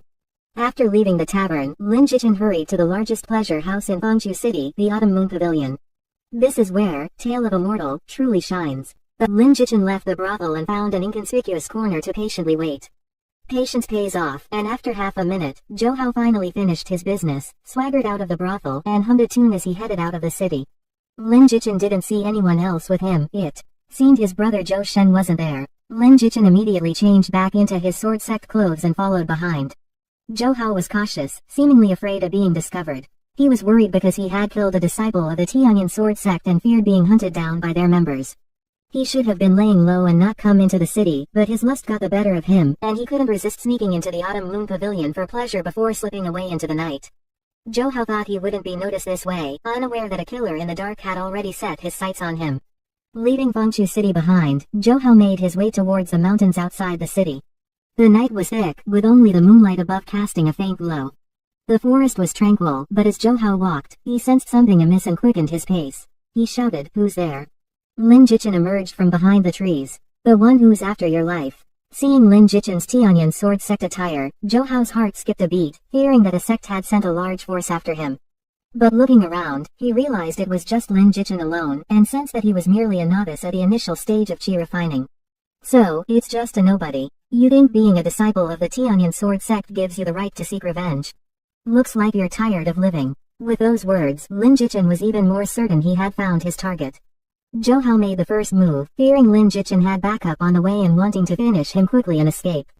Zhou Hao charged with lightning speed, his muscles taut, his blade flashing white as it slashed towards Lin Jichin. Lin Jichin was not unarmed, he held a crimson sword in his hand. As Zhou Hao's blade came down, Lin Jichin calmly stepped aside. He easily dodged Zhou Hao's attack, proving his speed was superior even to this later stage qi refining cultivator. Zhou Hao was taken aback but persisted, bending forward and using the momentum of his previous attack to swing his blade back around. The blade traced a half-moon arc in the air, the thunder blade approaching again with a chilling intent. This time, Lin Jichin didn't dodge but raised his crimson cloud sword to meet the blade. The clash of metal sparked in the night. Zhou Hao was no match for Lin Jichin's strength and stumbled backward, disbelief in his eyes. "This can't be. You're just at the initial stage of qi refining, how can you have such formidable strength?" "It's not that I'm too strong, it's that you're too weak," Lin Jichin taunted. Enraged, Zhou Hao held nothing back, channeling his spiritual energy into the thunder blade. The blade glinted with a hunting light, and a layer of crimson energy enveloped it. Wild blade slash. A fierce and powerful blood-red light cut through the air, flashing past in the moonlit forest. Just as the blade was about to reach Lin Jichin, a semi-transparent shield appeared in front of him. Clang! The blade struck the shield, which dissipated, and the attack was neutralized. Lin Jichin remained unscathed. This spirit evasion skill is really handy, Lin Jichin muttered to himself, the shield being a feature of the gathering spirit jade pendant given to him by Nangang Yu. However, the spirit shield skill required precise timing to be effective. Lin Jichin had just perfectly timed his first attempt at using the skill, successfully blocking the wild blade slash. Zhou Hao was startled, then quickly surmised that Lin Jichin must possess a defensive magic treasure, grief flashing in his eyes. I didn't expect you to have so many treasures. Seems like you're favored by your sect. Hand over your belongings and I might spare your life. Lin Jichin looked at him as if he were a fool. Who gave you such courage? Then leave your life behind. Zhou Hao wasted no more words and swung his blade again. The thunder blade moved through the air in an impenetrable flurry, the fierce wind stirring up leaves in the forest. Lin Jichin, curious about his own defense capabilities, deliberately didn't dodge, allowing Zhou Hao to seize the opportunity and strike his arm. Miss. Zhou Hao's blade froze in midair, his eyes filled with disbelief. His attack hadn't even torn Lin Jichin's clothes, let alone left a mark. This is impossible, you're just at the initial stage of chi refining. I don't believe it. Zhou Hao roared in frustration and swung his wind blade technique again, the blade light flashing continuously against Lin Jichin. Lin Jichin let him strike, protecting only his vital areas to avoid critical damage. Lin Jichin blocked Zhou Hao's blade with his arms and back. Miss. The more Zhou Hao slashed, the more panicked he became, realizing he couldn't breach Lin Jichin's defenses. Suddenly, the thought of fleeing crossed his mind. Zhou Hao was truly speechless. Wasn't this kid a sword cultivator? Weren't sword cultivators supposed to focus on offensive damage? Why did this one seem to specialize in defense like a monk? Zhou Hao lost his will to fight and feigned another attack, but his body swiftly retreated. Hey, you've been hacking away at me for so long, and now you want to run. Wishful thinking, Lin Jichin chuckled, no longer toying with him. He raised his Crimson Cloud sword, and with a flick, a sword shadow slashed across Zhou Hao's shoulder. Blood seeped from Zhou Hao's shoulder, quickly soaking his clothes. -90. A casual strike drew blood, and Lin Jichin saw how weak his opponent was. Scatter Cultivator, Zhou Hao. Profession, Blade Cultivator. Realm, Late Chi Refining. Vitality, 2460 2550. Strength, 32. Mental Power, 30. Defense, 28. Speed, 36. Equipment, Spirit Grade Thunder Blade. Blade Technique, Wind Blade Technique Minor Achievement. Martial Arts Technique, Wild Blade / Beginner. Movement Technique, Mist Piercing Charge Minor Achievement. Seeing these attributes, Lin Jichin couldn't help but sigh at the weakness. Even at the late stage of chi refining, the opponent's stats were so low, while Lin Jichin's strength at the initial stage already crushed his opponent. Player, Lin Jichin. Profession, Sword Cultivator. Realm, Initial Chi Refining. Vitality, 2300 2300. Mana, 2100 2100. Strength, 37. Mental Power, 22. Defense, 48. Speed, 42. Critical hit, 7. Heart Guard, 5. Sword Technique Aptitude, +5%. Movement being struck by a sword, Zhou Hao's composure vanished. Lin Jichin's onslaught continued, and Zhou Hao could only brace himself to fight back. In a few breaths, Zhou Hao had several more sword wounds, one of which was on his chest, triggering a critical hit and causing his health to drop by several hundred points. Zhou Hao didn't even notice until Lin Jichin's sword pierced through the back of his neck, the intense pain causing him to tumble to the ground. Critical hit, -300. With a base damage of 90, a critical hit dealing double damage, and an additional 70 points from the critical, plus the Crimson Cloud sword's extra 50 points of damage every 3 strikes, Zhou Hao's vitality bar dropped to less than half. The total damage was precisely 300 points. Senior, I was blind to your greatness. I concede, please show mercy and spare my life. Zhou Hao, bloodied, lay in a pool of his own blood, begging Lin Jichin for mercy.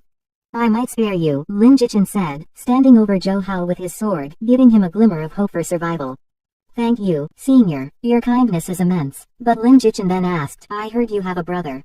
Tell me where he is and I'll let you go. Zhou Hao didn't know why Lin Jichin was looking for his brother, but in order to avoid death, he had no choice but to compromise. My brother is at. Before Zhou Hao could finish, Lin Jichin's eyelids twitched, sensing danger from behind. He immediately bent down and dodged. A blade aura, many times thicker than Zhou Hao's thunder blade, passed through the spot where Lin Jichin had just been. After Lin Jichin dodged, the blade aura collided with the trees in the forest, instantly severing a fan-shaped area of trees at their trunks. Lin Jichin frowned and stared intently in the direction behind him. A burly figure emerged from the woods, looking very much like Zhou Hao but with a much more formidable aura. Seeing this person, Zhou Hao was overjoyed. Brother, save me, I'm being hunted. Zhou Hao's demeanor changed completely at this moment and he sneered at Lin Jichin. Kid, you're unlucky to run into my brother. For the sword marks you left on me, I'll make you pay 100-fold and chop you into pieces. Lin Jichin ignored his taunts and carefully observed the man before him. He recognized at a glance that the man's aura was that of someone in the Foundation establishment realm. Zhou Shen stepped forward, seemingly not taking Lin Jichin seriously at all, and instead began to scold Zhou Hao. I told you, with all the attention lately, you should have stayed put in the mountains and not come out. You never. Listen, if I hadn't noticed you were gone and specifically came looking for you, you'd be dead by now. Zhou Hao admitted his mistake. Brother, it's my fault. I'll listen to you this time and won't come out again. Please, avenge me first, I've been beaten so badly. Only then did Zhou Shen turn his attention to Lin Jichin, and upon discovering that Lin Jichin was only at the initial stage of qi refining, he was filled with mockery. You can't even beat a kid at the initial stage of qi refining. Don't call yourself my brother Zhou Shen when you go out. Zhou Hao protested. Brother, it's not my fault. This kid has treasures on him, I couldn't break through his defense. Plus, his strength is far beyond ordinary people, I'm no match for him. Hearing that Lin Jichin had treasures, Zhou Shen's eyes lit up, and he commanded Lin Jichin. Hand over everything you have, and I might consider leaving you a whole corpse to make your departure less painful. Otherwise, you'll wish you were dead. Lin Jichin did not comply. Seeing Zhou Hao getting up and taking out an elixir to heal, he simply thrust his sword forward. Zhou Hao couldn't believe Lin Jichin would dare to attack him and, caught off guard, was struck in the neck by Lin Jichin's sword, blood spurting like a fountain. Critical, -300. Ah, Zhou Hao let out a painful scream and fell back to the ground, the elixir he had taken out scattering everywhere. Zhou Shen, seeing Lin Jichin's blatant disregard for him, roared, "You're courting death." With that, Zhou Shen's figure vanished. Zhou Shen, seeing Lin Jichin's blatant disregard for him, roared, "You're courting death." With that, Zhou Shen's figure vanished from the spot like a ghost. Then, a sound of tearing air followed. Swoosh. Zhou Shen had somehow appeared in front of Lin Jichin, his black, oddly shaped broadsword slashing down on Lin Jichin's shoulder.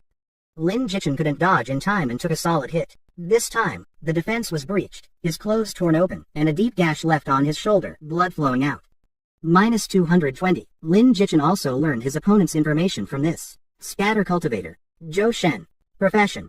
Blade Cultivator. Realm. Initial stage of Foundation establishment. Vitality. 5,300 5,300. Strength.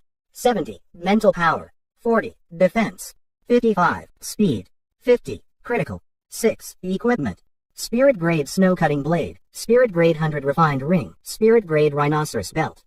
Blade Technique. Broad Moon Blade Technique Minor Achievement. Martial Arts Technique. Soul Cleaving / Minor Achievement. Spirit Skill. 100 Fierce Flame / Beginner. Movement Technique. Shadow Splitting Step Minor Achievement. This one was going to be much harder to deal with than Zhou Hao. Before Lin Jichin could counterattack, Zhou Shen's offensive came again. Lin Jichin had no choice but to engage in battle, and in an instant, two figures intertwined in the woods. The sound of swords and blades clashing rang out. Relying on his ample combat experience, Lin Jichin managed to block all of Zhou Hao's blades. Although Zhou Shen was faster, Lin Jichin's extensive combat experience allowed him to anticipate the opponent's moves and parry in advance. Seeing his offensive thwarted by Lin Jichin, Zhou Shen felt frustrated and humiliated. He, a cultivator of the Foundation establishment realm, had yet to take down a mere initial stage qi refining youngster. Zhou Shen, feeling insulted, lost all patience. The snow-cutting blade in his hand flashed with light, its speed incredibly fast. Soul Cleaving / Lin Jichin failed to dodge and was struck in the chest. -300. The blade hit a weak spot, significantly reducing Lin Jichin's vitality bar. Lin Jichin regretted using the Spirit Shield skill recklessly, otherwise, he could have blocked the slash with it. The cooldown for Spirit Shield was 15 minutes, still a long way off. However, the cooldown for Phantom Step was only 10 seconds, and it had already reset. He immediately used Phantom Step to distance himself from Zhou Shen. Zhou Shen would not let Lin Jichin escape and immediately employed his own movement technique. Shadow Splitting Step. Suddenly, 3 Zhou Shens appeared, surrounding Lin Jichin from 3 sides. 2 of the Zhou Shens were mere illusions. Moreover, their speed was much faster than Lin Jichin's. Lin Jichin, seeing the 3 simultaneous clones, remained unflustered. After a brief discernment, the Crimson Cloud sword thrust forcefully at the middle Zhou Shen. Zhou Shen didn't expect Lin Jichin to be so decisive and accurate in finding his true body. Caught off guard, his chest was struck squarely by the Crimson Cloud sword. Critical. -55. Armor break effect triggered, lasting 5 seconds. Lin Jichin was delighted. Armor break was a great thing, having the opponent's defense. There was no better time to strike. Lin Jichen leaned forward, sword pressing down, body spinning backward, sword light flickering, and Zhou Shen's chest was struck by the sword again. -110. After being injured twice in a row, Zhou Shen was furious and felt deeply humiliated. He maneuvered his blade to deflect Lin Jichen's Crimson Cloud sword, while the spiritual power within him surged, wielding the blade several times faster than before. The scene was filled with countless blade shadows, forming a high-speed slashing array, with sounds of blades tearing through the air echoing in the woods. Broad Moon Blade Technique. Although Lin Jichen was fully defending with his sword, the attribute suppression was too much and he kept getting struck. Lin Jichen was also frustrated. He was only at the initial stage of chi refining and had run into a Foundation Establishment realm cultivator. If only he had reached the middle stage of chi refining, he wouldn't be so passive. He had planned to find out Zhou Shen's whereabouts and then, when he was at a higher realm, go and eliminate Zhou Shen for good. But he hadn't expected to encounter Zhou Shen so soon. Suddenly, Lin Jichen had an elixir in his hand. Open black lens bracket. Mysterious gray purple jade elixir. Close black lens bracket. Increases all combat attributes by 30 points for 5 minutes, and instantly restores 3,000 points of vitality if not in combat. This was an elixir given to him by Leng Feiyan, which he had been too reluctant to consume until now. For the sake of survival, Lin Jichen had to rely on it. Swallowing the purple jade elixir, he felt his body rapidly heating up, his chi surging and warm currents flowing through him. He felt as if he was brimming with strength. Now, his attributes had soared, strength to 67 points, and defense breaking through to 81 points. 81 points. Zhou Shen's strength was only at 70 points. What did this imply? Lin Jichen gave Zhou Shen a sly smile. Zhou Shen, clueless, thought Lin Jichen had been beaten silly and sneered continuously. To be able to laugh in the face of death, let's see if you can still laugh on your way to the underworld, Zhou Shen said, before continuing his attack with the Broad Moon Blade technique. This time, however, Lin Jichen didn't bother to block. Just like his previous fight with Zhou Hao, he let Zhou Shen's blade strike him. Miss. What? Zhou Shen was shocked and, disbelieving, struck again with his blade, only to miss once more. Realizing the problem must lie with the pill Lin Jichen had just consumed, Zhou Shen knew it was no ordinary elixir. With an elixir that can block my attacks, this kid must have many treasures on him. Zhou Shen, worldly and experienced, mocked. That elixir must have a time limit. Just wait until its effects wear off, and you'll meet your end. Lin Jichen nodded in agreement. You're right, my elixir does have a time limit. Zhou Shen felt smug, about to speak, when Lin Jichen added, so, all I need to do is kill you before it runs out, right? Zhou Shen's eyelid twitched as Lin Jichen's sword came at him. With all attributes increased by 30, Lin Jichen was like a new man, his speed now unmatched by Zhou Shen. Zhou Shen didn't even see Lin Jichen's sword strike, and in his unguarded state, his arm was torn open with a large gash. -180. Zhou Shen hastily retreated, trying to stall for time until the effects of Lin Jichen's elixir wore off. But his speed was no match for Lin Jichen, who caught up in a few steps, and the Crimson Cloud sword haunted him like a ghost. Zhou Shen began to suffer consecutive hits. How the tables had turned in 30 years. Their situations were completely reversed. Zhou Shen was forced to defend with all his might, positioning his blade in front to block as much of Lin Jichen's sword momentum as possible. Unfortunately, although Lin Jichen lacked any sword techniques or ultimate skills, his sword strikes were tricky and rare. Lin Jichen was like a hero with only basic attacks and no skills, but it was precisely these simple attacks that Zhou Shen struggled to parry. The speed and angle of Lin Jichen's sword left Zhou Shen with no defense. Zhou Shen was forced to protect his head and heart, leaving the rest of his body to fend for itself. He hoped to outlast Lin Jichen's elixir with his thicker pool of vitality. Lin Jichen understood his opponent's mindset and thus quickened his sword strikes with each attack. Zhou Shen's wounds multiplied, blood covering his body, turning him into a blood-soaked figure. Seeing Zhou Shen in such a state, his younger brother Zhou Hao knew he couldn't let his brother die or he would face the same fate. Brother, I'll help you. Zhou Hao, enduring severe pain and clinging to life, charged forward and swung his blade at Lin Jichen. Forced to break his attack rhythm by Zhou Hao, Lin Jichen turned to face the new threat. Zhou Hao was no match for Lin Jichen even on a good day. Especially not against Lin Jichen who had consumed the elixir.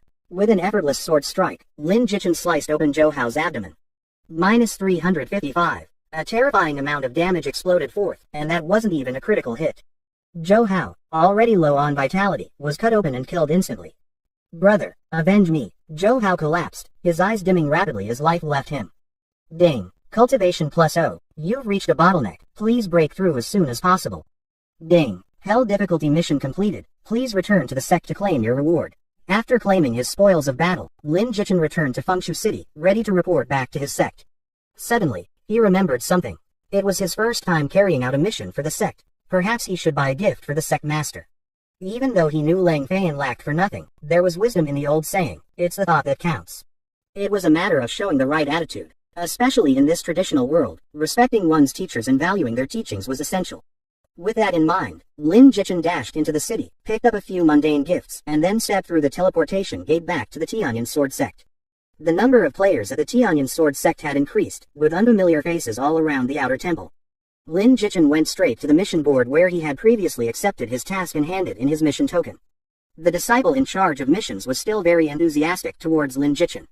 Junior brother Lin, you finally seen the light. Giving up on the mission is the wisest choice. Do you need me to pick an easier task for you? Lin Jichin shook his head and said, you misunderstand, brother. I'm here to turn in my mission. With that, a sheepskin scroll appeared before him.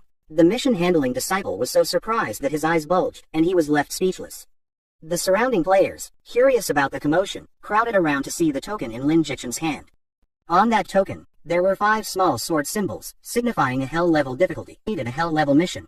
That's impossible, right? You need at least to be at a later stage of chi refining for a hell-level mission. Exactly. I struggled so much with just a difficult mission that I wanted to jump off a building. Junior brother is truly an elite of the inner temple. I am ashamed in comparison. Given time, your future is boundless. I wish you great martial fortune.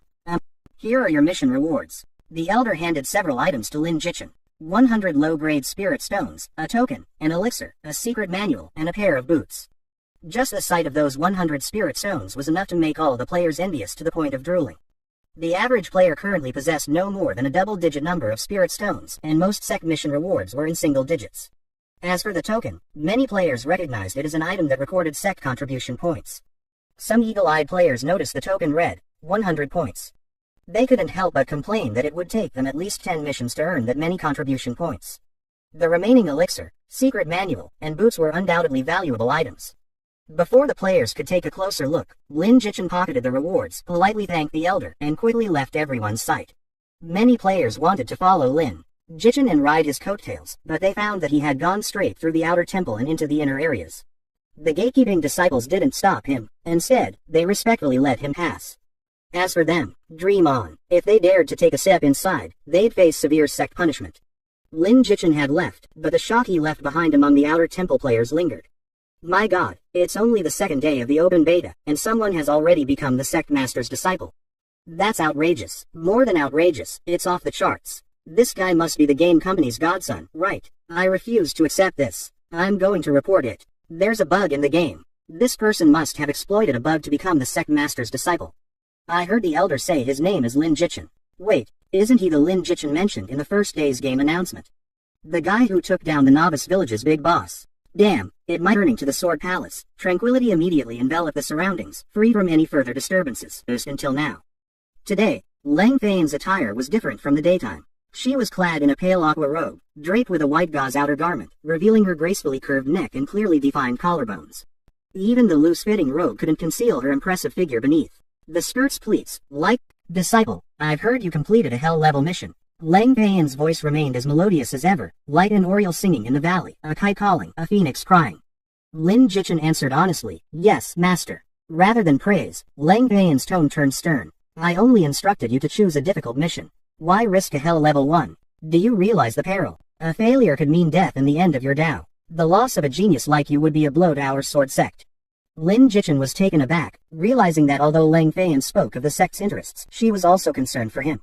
He promptly admitted his fault. Disciple acknowledges the mistake. Master's reprimand is just. Lang Feiyan nodded slightly, clearly satisfied with Lin Jichin's attitude. She then inquired, how was the cultivation of your opponent on this mission? Beyond my expectations, I initially thought the adversary would at most possess chi refining cultivation, but... Lin Jichin recounted the situation with Zhou Hao and Zhou Shen. Lang Feiyan's beautiful eyes sparkled with interest upon hearing the details. You battled a Foundation establishment realm cultivator and ultimately turned the tables, defeating them single-handedly. Disciple wouldn't dare lie. Of course, it was mainly thanks to the elixir master gave me. Without it, I certainly wouldn't have succeeded. Lang Feiyan nodded repeatedly, her gaze on Lin Jichin growing more appreciative. She was certain of Lin Jichin's combat talent, as outstanding as his natural aptitude. Such an exceptional talent was truly once in a millennium. The gap between major realms is vast. Take this as a warning and do not act recklessly in the future. Disciple will bear it in mind. Lang Feiyan hesitated for a moment, seemingly still worried. With a gesture, she sent a talisman paper flying towards Lin Jichin. You are the most talented disciple of our sect. For safety, keep this talisman. Use it only in a life or death crisis, not for trivial matters. Lin Jichin hadn't expected this bonus and quickly grasped the talisman in his hand. Soul Talisman seals a strand of Leng Feiyan's soul and can only be used once. Not applicable in player versus player combat. Wow, Lin Jichin was overjoyed. With this talisman, he no longer feared losing innate attributes upon death. This talisman was like having the sect master backing him up, giving him confidence in everything he did. This was the advantage of being a sect master's disciple. Hehe, what a powerful ally to cling to. Furthermore, for completing the mission, here's the superior gathering chi pill I promised you. After distributing the rewards, Leng Feiyan showed no intention of staying longer. What you lack now is sword techniques. I haven't collected any for the chi refining realm, but our scripture repository has them. You can exchange for them yourself. With that, Leng Feiyan's figure began to blur, and just as she was about to disappear. Master, wait, what is it? Leng Feiyan returned to her seat, her expression puzzled. Lin Jichin took out a white jade and gold hairpin from his storage ring, smiling sheepishly. After a moment's hesitation, Leng Feiyan summoned the hairpin to her hand with a flick of her sleeve. Holding the hairpin, Leng Feiyan could even feel the residual warmth from Lin Jichin's hands, which made her even more uncomfortable. It can be hard to make great work when it's stolen from. I accept your gift. Continue to cultivate diligently and do not slacken. With that, Leng Feiyan departed completely. Ding. Leng Feiyan's affection level towards you has increased by 5. Current affection level, 10 points acquaintance. The gift was a success, and Lin Jichin chuckled to himself. How could he not know the implications of giving a gift to someone of the opposite sex in Tale of a Mortal? He simply had a weak stomach and wanted to be a gigolo. Was there a problem? No problem. Was it shameful? Not at all. Back repository, Lin Jichin was about to head to the mission release point to take on tasks to improve his cultivation. Suddenly, he heard an explosion from a nearby side hall. In an instant, black smoke billowed from the side hall, and an old man walked out, irritably brushing off the dust on his body, muttering to himself. Failed again. Why is the youth-retaining pill harder to refine than the heavenly origin pill? I refuse to believe it. Seeing this scene, Lin Jichin immediately realized this was a triggered quest, so he quickly walked over and respectfully bowed. Greetings, Elder. Although Lin Jichin didn't recognize him, he was sure this person must be an elder, as the familiar aura of the Enlightenment realm lingered around him.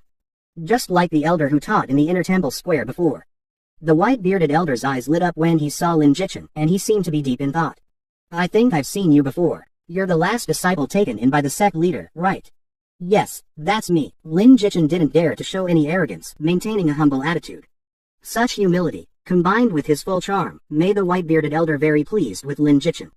Not bad, not bad. You've just joined the sect, and in just 2 days, you've broken through to the middle stage of chi refining. It seems that Cold Girl has a good eye for people, haha. As he spoke, the white-bearded elder instructed Lin Jichin, I am one of the 12 great elders of the sword sect, Tianqing. I am currently refining an elixir and need a medicinal guide. Would you be willing to find it for me? Disciple dares not refuse. I will not fail the elder's trust. Lin Jichin agreed without hesitation, secretly astonished. He hadn't expected this old man to be the most powerful alchemy grandmaster of the sword sect. That purple jade elixir was crafted by him. In fact, the elixirs of the Tianyan sword sect were famous throughout New Xi'an province. Building a good relationship with such a prominent figure was crucial. Ding, Elder Tianqing has given you a quest. Do you accept? Yes. Hell quest, help Elder Tianqing find 1 stalk of yin-sustaining grass before dawn. Lin Jichin immediately bid farewell and headed to Candlin Medicine Valley. Candlin Medicine Valley wasn't far, filled with many monsters and herbs, making it an excellent place for beginners to level up and gather herbs. Lin Jichin when he saw the medicine spirit falcon, he frowned. At this moment, the medicine spirit falcon was being surrounded by a group of players, about a dozen of them. They seemed to be from a guild, with someone commanding and others cooperating in an orderly manner. It looked like the monster he had his eyes on had been claimed by someone else. This was unexpected for Lin Jichin. With over 10 people on the other side, the best course of action would be to let them have it and come back tomorrow when the medicine spirit falcon respawned. But Lin Jichin clearly didn't have the patience for that. His mission had a time limit and couldn't wait until dawn. Lin Jichin approached, and the other side immediately noticed someone coming. Players recognized Lin Jichin and immediately exclaimed with delight, it's that handsome expert. Being called handsome in front of so many beauties made Lin Jichin feel a bit pressured. Why did they only call him handsome? Was he really good for nothing but his looks? He felt a bit melancholic. The player who was commanding turned around upon hearing this. It was Su Wanling, who had a bit of a history with Lin Jichin. Su Wanling was surprised to see Lin Jichin appear and then became a bit nervous. She was worried that Lin Jichin might try to snatch their boss. Wanling, do you know this person? asked the woman standing next to Su Wanling. Lin Jichin couldn't see her face clearly, but this woman wasn't wearing the same sword sect attire as everyone else. Instead, she wore a light green robe and held a staff instead of a sword. The staff looked somewhat familiar, but Lin Jichin couldn't recall it at the moment. Su Wanling, who was usually the leader of the Moon Shadow Guild, was very respectful towards this woman. This is the expert I told you about, the one who single-handedly killed the wild boar king in the novice village and got a full server announcement. He also sold us a lot of equipment and information. The woman didn't seem too impressed upon hearing this, merely nodding and saying, then talked to him nicely. This boss belongs to our Moon Shadow Guild. Even if he's a friend, we can't give it to him. Got it, I'll go talk to him. Su Wanling then immediately walked up to Lin Jichin. Master Lin, you're here for the medicine spirit falcon too. Lin Jichin admitted openly, yes. Afraid that he might want to snatch it, Su Wanling awkwardly said, I'm really sorry, but this falcon is needed for our boss's mission. We must take it down. Could you wait for it to respawn tomorrow? Lin Jichin hesitated. His mission was also urgent. Just as he was still considering, the medicine spirit falcon suddenly let out a piercing screech, flapping its wings and releasing a cloud of pale yellow powdery air towards the crowd. Those who inhaled the pollen immediately fell into a dizzy state, wobbling and barely able to stand. Seizing the opportunity, the medicine spirit falcon soared into the sky and began attacking the dazed players. Its sharp claws easily tore through a female player's defense, and with just a few strikes, the player in the initial stage of chi refining turned into a soul burial mound. The medicine spirit falcon then attacked others, killing 3 female players within a few breaths. Not good. Those who aren't dizzy, get up there immediately and attack its weak points. Don't give it a chance to attack. Su Wanling couldn't care less about talking to Lin Jichin and rushed back to command her subordinates. The female player with a staff beside her also began attacking the falcon. She raised her staff and chanted a spell, Earth Immortal Binding Hands. As the spell was completed, the ground beneath the falcon's feet turned into a swamp, which surged up and firmly trapped its claws. The falcon struggled but couldn't break free immediately. Next, the staff-wielding woman chanted another spell, Blazing Fire Lamp. The air around the falcon suddenly became scorching hot, and then a large flame enveloped it, causing the falcon to screech in pain. However, the falcon's strength far exceeded hers, and within seconds, the flames extinguished, and it pulled its claws out of the swamp. However, just as everything was going smoothly, a group of uninvited guests disrupted the balance. Blood Fiend Guild is clearing the area. This boss is ours. Stop what you're doing and leave, or don't blame us for being rude. Su Wanling knew this couldn't be resolved peacefully, so she asked the female mage beside her.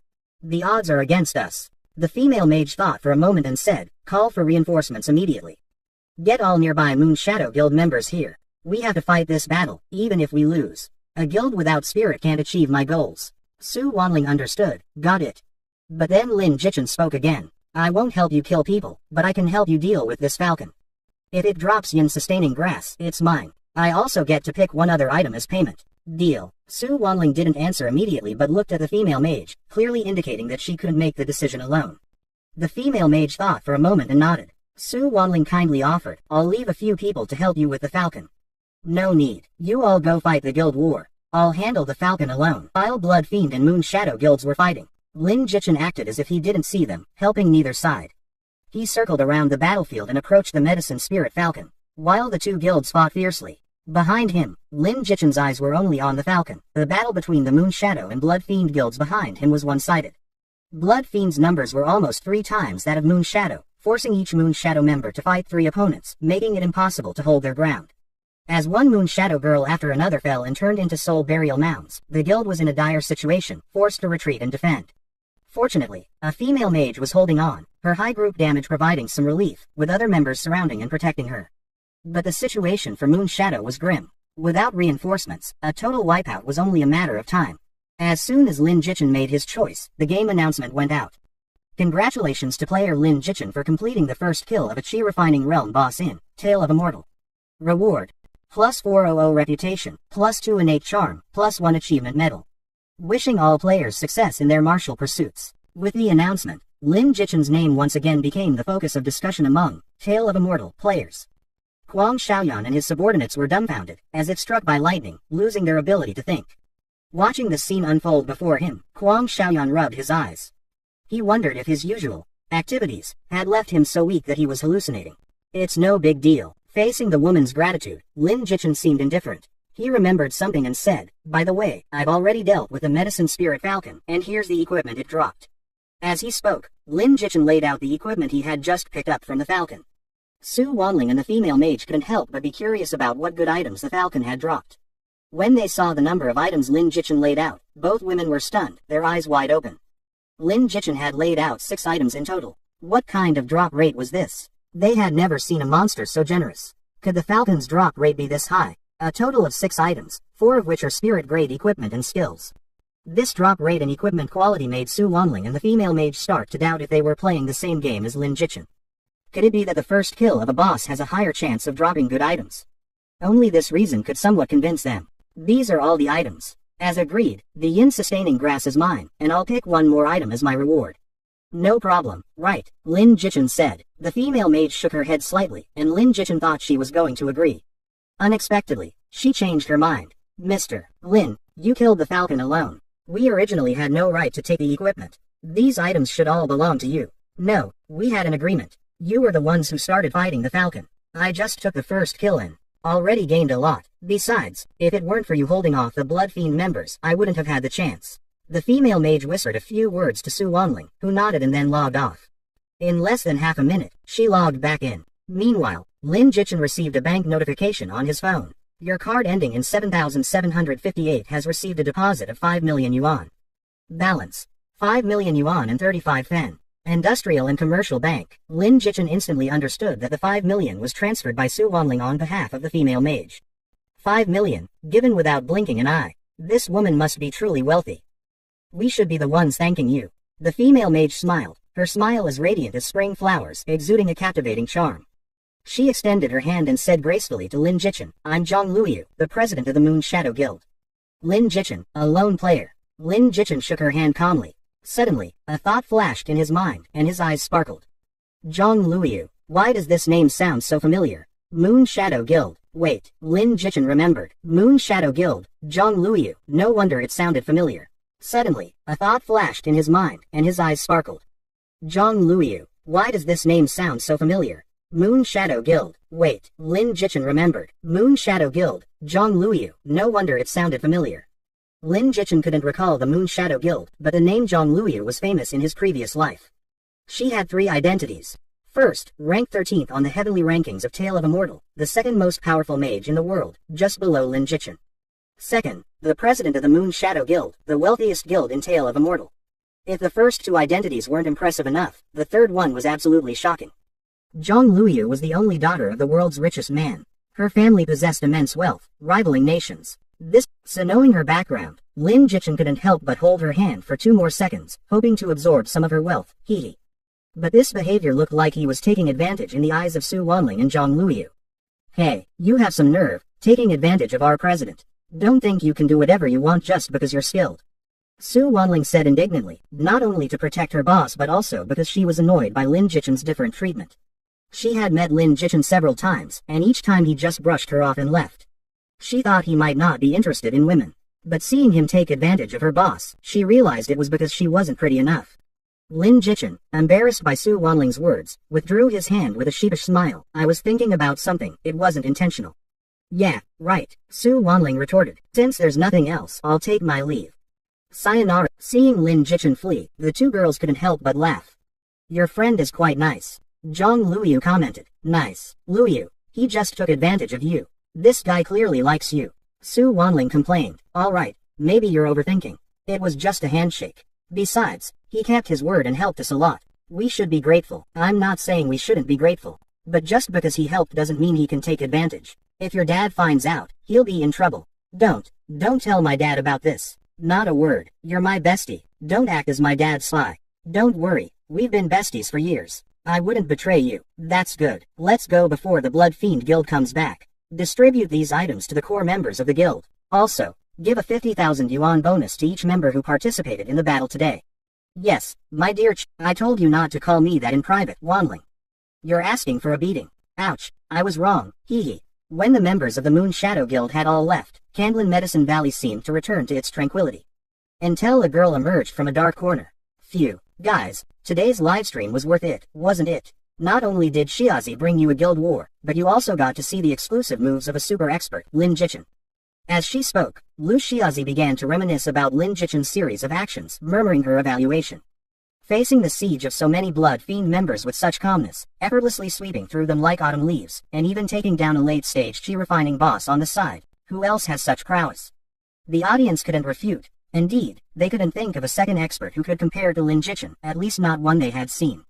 The livestream had them all fired up. I, Lu Shiazi, hereby declare that I believe Lin Jichin is currently the #1 expert in Tale of a Mortal. Who agrees? Who disagrees? Surprisingly, even the viewers who usually love to argue with Shiazi all agreed. If Lin Jichin wasn't the top expert, then who was? At this point, Lu Shiazi's eyes suddenly sparkled with hearts, and she cupped her face, looking infatuated. Most importantly, Lin Jichin is so handsome. I've decided, he's my idol from now on. My dream guy. The chat exploded with vomiting emojis, but Lu Shiazi ignored them all. Li Fengwen hadn't expected to be recorded. Seeing the video and the overwhelming ridicule online, he flew into a rage, smashing many antiques at home. Meanwhile, Lin Jichin, unaware of all this, returned to the Tianyan sword sect with the yin-sustaining grass, ready to hand it over to Elder Tianqing. Unexpectedly, Elder Tianqing was in the alchemy room, refining elixirs. You helped me find the yin-sustaining grass, so I can't let you go unrewarded. Take your payment and leave. I need to continue refining elixirs. Elder Tianqing tossed a wooden box to Lin Jichin. Lin Jichin opened the box to find a bottle of elixirs and a bracelet inside. Spirit Grade Attribute Elixir permanently increases a random combat attribute by 1 to 5 points.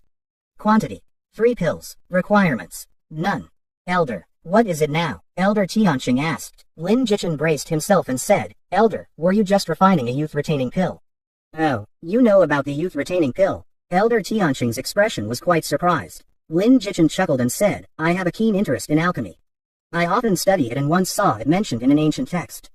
Didn't expect you to be interested in alchemy as well. Not bad, not bad. Indeed, I was refining a youth-retaining pill, but unfortunately, I don't have the exact formula. I'm just feeling my way through. I know the formula, Lin Jichin quickly said. Is that so? Then tell me, what are the ingredients? Elder Tianqing still couldn't believe Lin Jichin knew the formula. Lin Jichin didn't hold back and recited the formula on the spot. As he listed more and more ingredients, Elder Tianqing's expression grew increasingly shocked. He could confirm that Lin Jichin wasn't lying because all the ingredients were indeed for the youth-retaining pill. Moreover, Lin Jichin even mentioned the exact quantities and proportions needed for each ingredient, which didn't seem made up at all.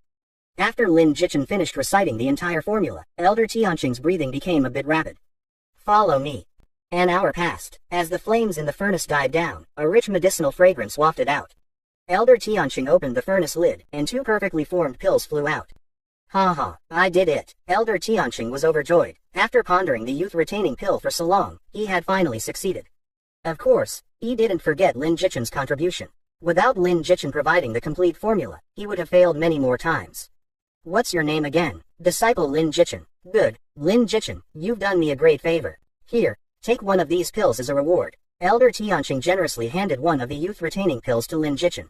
Earth-grade youth-retaining pill permanently increases innate charm by 5 points, increases the affection growth rate of opposite-sex NPCs by 5%. If given to an opposite-sex NPC, it can randomly increase their affection towards you by 10 to 20 points. Requirement: each person can only consume one, and it can only be gifted to the same person once. He quickly thought of who to give it to. Of course, it had to be Lang Feiyan. The higher Lang Feiyan's affection towards him, the more benefits he would gain. Thank you, Elder. I will take my leave now. Just as Lin Jichin was about to leave, Elder Tianqing called out to him. Do you have any other instructions, Elder? Elder Tianqing, in a good mood, looked at Lin Jichin with increasing satisfaction and suddenly had the idea of taking him as a disciple. I ask you, do you like the art of alchemy? Yes, I do, Lin Jichin could only reply. Then I want to take you as my disciple and teach you the art of alchemy. Are you willing? Ding. Opportunity triggered. Elder Tianqing wants to take you as a disciple. Do you accept? Lin Jichin didn't expect such a sudden stroke of luck. Lin Jichin thought it made sense and was about to agree when a familiar, clear voice came from behind him. Elder Tianqing, are you really willing to take away Feiyan's only disciple? As the voice fell, a graceful figure floated over, dressed in white, looking dreamlike under the moonlight. The newcomer was none other than Lang Feiyan. Lang Feiyan's sudden arrival surprised both Lin Jichin and Elder Tianqing. She walked gracefully to Elder Tianqing. As she passed Lin Jichin, she glanced at him without a word. Although her gaze was calm, Lin Jichin felt as if she was angry with him. Impossible, it must be his imagination. Elder Tianqing laughed and said, Sect Master, you misunderstand. I never intended to take your disciple. It's just that your disciple has great talent in alchemy, and I couldn't help but want to teach him. I see, It seems I misunderstood. Lang Feiyan smiled, her smile captivating. She paused for a moment, then changed the topic. But I believe my disciple has even greater talent in cultivation. The sword sect needs not just alchemists but powerful immortals. Don't you agree, Elder Tianqing? Lang Feiyan smiled and said, Elder Tianqing, there's no need to feel regret. My disciple's current realm is indeed too low to be distracted. However, once his cultivation improves, if he is willing, he can still become your disciple. That would be great. It's settled then. Ha ha. Elder Tianqing nodded enthusiastically. He then turned to Lin Jichin and said, when your cultivation reaches the gathering spirit realm, if you still wish to learn alchemy, I will take you as my last disciple and teach you everything I know about alchemy. Lin Jichin quickly agreed. He didn't want to focus on alchemy so early, so this arrangement suited him perfectly. Then it's settled. I need to return to my alchemy. You two can carry on. Elder Tianqing left cheerfully. Only Lin Jichin and Lang Feiyan remained. Come with me to the Sword Palace. I have something to discuss with you, Lang Feiyan said calmly. Yes, Master, Lin Jichin agreed, but he had a bad feeling in his heart. Why did it feel like Lang Feiyan was going to settle accounts with him? It couldn't be, right? He hadn't done anything wrong. Was it because he was planning to become Elder Tianqing's disciple? As Lin Jichin's thoughts raced, Lang Feiyan brought him back to the Sword Palace. Inside the palace, it was still just the two of them. Lang Feiyan sat in the sect master's seat, her beautiful eyes lowered, saying nothing. Lin Jichin was anxious and tentatively asked, Master, did you call me back because you have a task for me? Lang Feiyan finally spoke, her voice elegant but tinged with a strong sense of jealousy. It seems that as your master, I haven't satisfied my disciple. I've been thinking, maybe I'm not suitable to be a master. Perhaps we should dissolve our master-disciple relationship, and you can find a better teacher. Lin Jichin was dumbfounded. Did something go wrong? He felt like he hadn't done anything wrong, so why was his master suddenly kicking him out? Could it be that Lang Feiyan heard about him planning to become Elder Tianqing's disciple? It must be. Lin Jichin felt both amused and helpless. He hadn't even formally agreed to Elder Tianqing yet, and besides, there was no rule that he could only have one master. He didn't expect his master to be so petty. Upon hearing that he wanted to take a second master, she got angry and said he should find another teacher. If he had known this would happen, Lin Jichin would have firmly rejected Elder Tianqing's offer at the time. But now it was too late. Lang Feiyan was clearly already upset. No, he had to salvage this. He couldn't lose his biggest support in the Tianyan sword sect. Master, I know I was wrong. Please don't dissolve our master-disciple relationship. I wouldn't have the face to stay in the sword sect if that happened. Lin Jichin put on a pitiful face and pleaded with Lang Feiyan. As the sect master, Lang Feiyan wasn't so easily fooled. She asked Lin Jichin calmly, what did you do wrong? Did I say you were wrong? Lin Jichin thought to himself that women were indeed contradictory creatures. Clearly, she was angry but wouldn't admit it. Of course, he didn't dare say that out loud. Of course, I was wrong. I shouldn't have had distractions and not listened to Master, focusing solely on cultivation. Instead, I thought about learning alchemy, wasting time and neglecting Master's teachings and expectations. Lin Jichin put on a guilty and remorseful expression. Seeing this, Lang Feiyan's expression softened a bit. Noticing a chance, Lin Jichin quickly added more. I was truly blind. I already have the best master in the world, one whose cultivation is unparalleled and whose beauty is like a celestial being. Yet, I still thought of taking another master. Such greed is unforgivable. As he spoke, Lin Jichin pounded his chest in regret. Anyone who didn't know would think he had committed some heinous crime. Listening to Lin Jichin's sincere words, Lang Feiyan's little bit of resentment dissipated. Especially when she heard Lin Jichin's compliments, a barely noticeable smile appeared on her lips. It was like a ripple, quickly spreading across her face, then gathering into 2 stars in her eyes, disappearing in an instant. There were countless people who flattered her, but somehow, no one's flattery moved her, except Lin Jichin's, which didn't feel like flattery at all. Ding. Lang Feiyan's affection level towards you +5.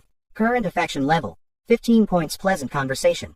Phew. Seeing this notification, Lin Jichin finally breathed a sigh of relief.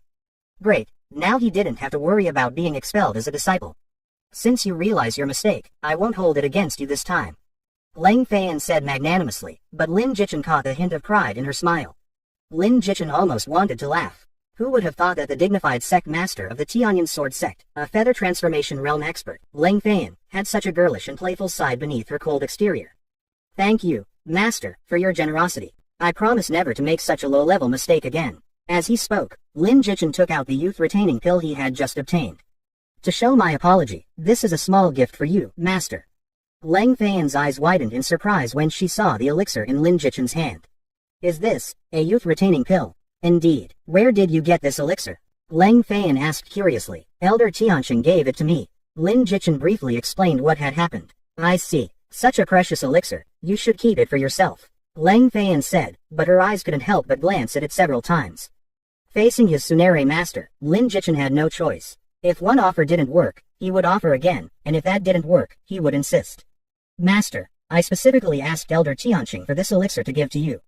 I wanted to learn alchemy from him so that I could make youth-retaining pills myself and give you one every day, like a meal. PFF'd. Leng Feiyan couldn't help but laugh. Her smile was like the sudden appearance of bright sunshine, melting the ice. Lin Jichen's heart skipped a beat, his heart pounding. Oh no, a smiling master is irresistible. Foolish disciple, this youth-retaining pill may only be an earth-grade elixir, but its ingredients are extremely rare. You can't just refine one every day and treat it like a meal.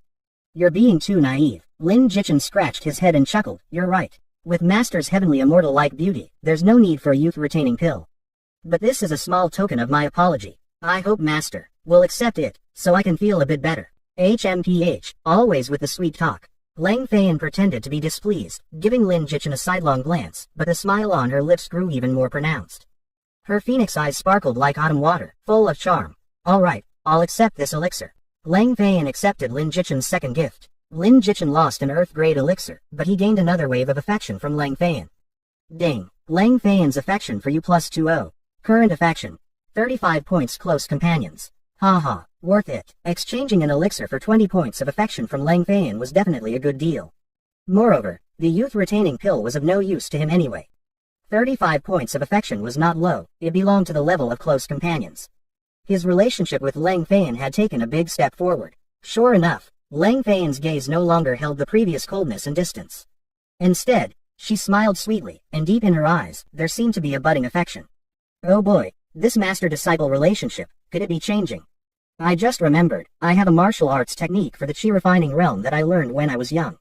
It's been sealed away for a long time. I just thought of it. Wait here, I'll go get it. Leng Feiyan said as she temporarily left the hall. Lin Jichen was delighted. As expected, the higher the affection, the more benefits. This youth-retaining pill was truly a good gift. Not long after, Leng Feiyan returned, gracefully holding a booklet.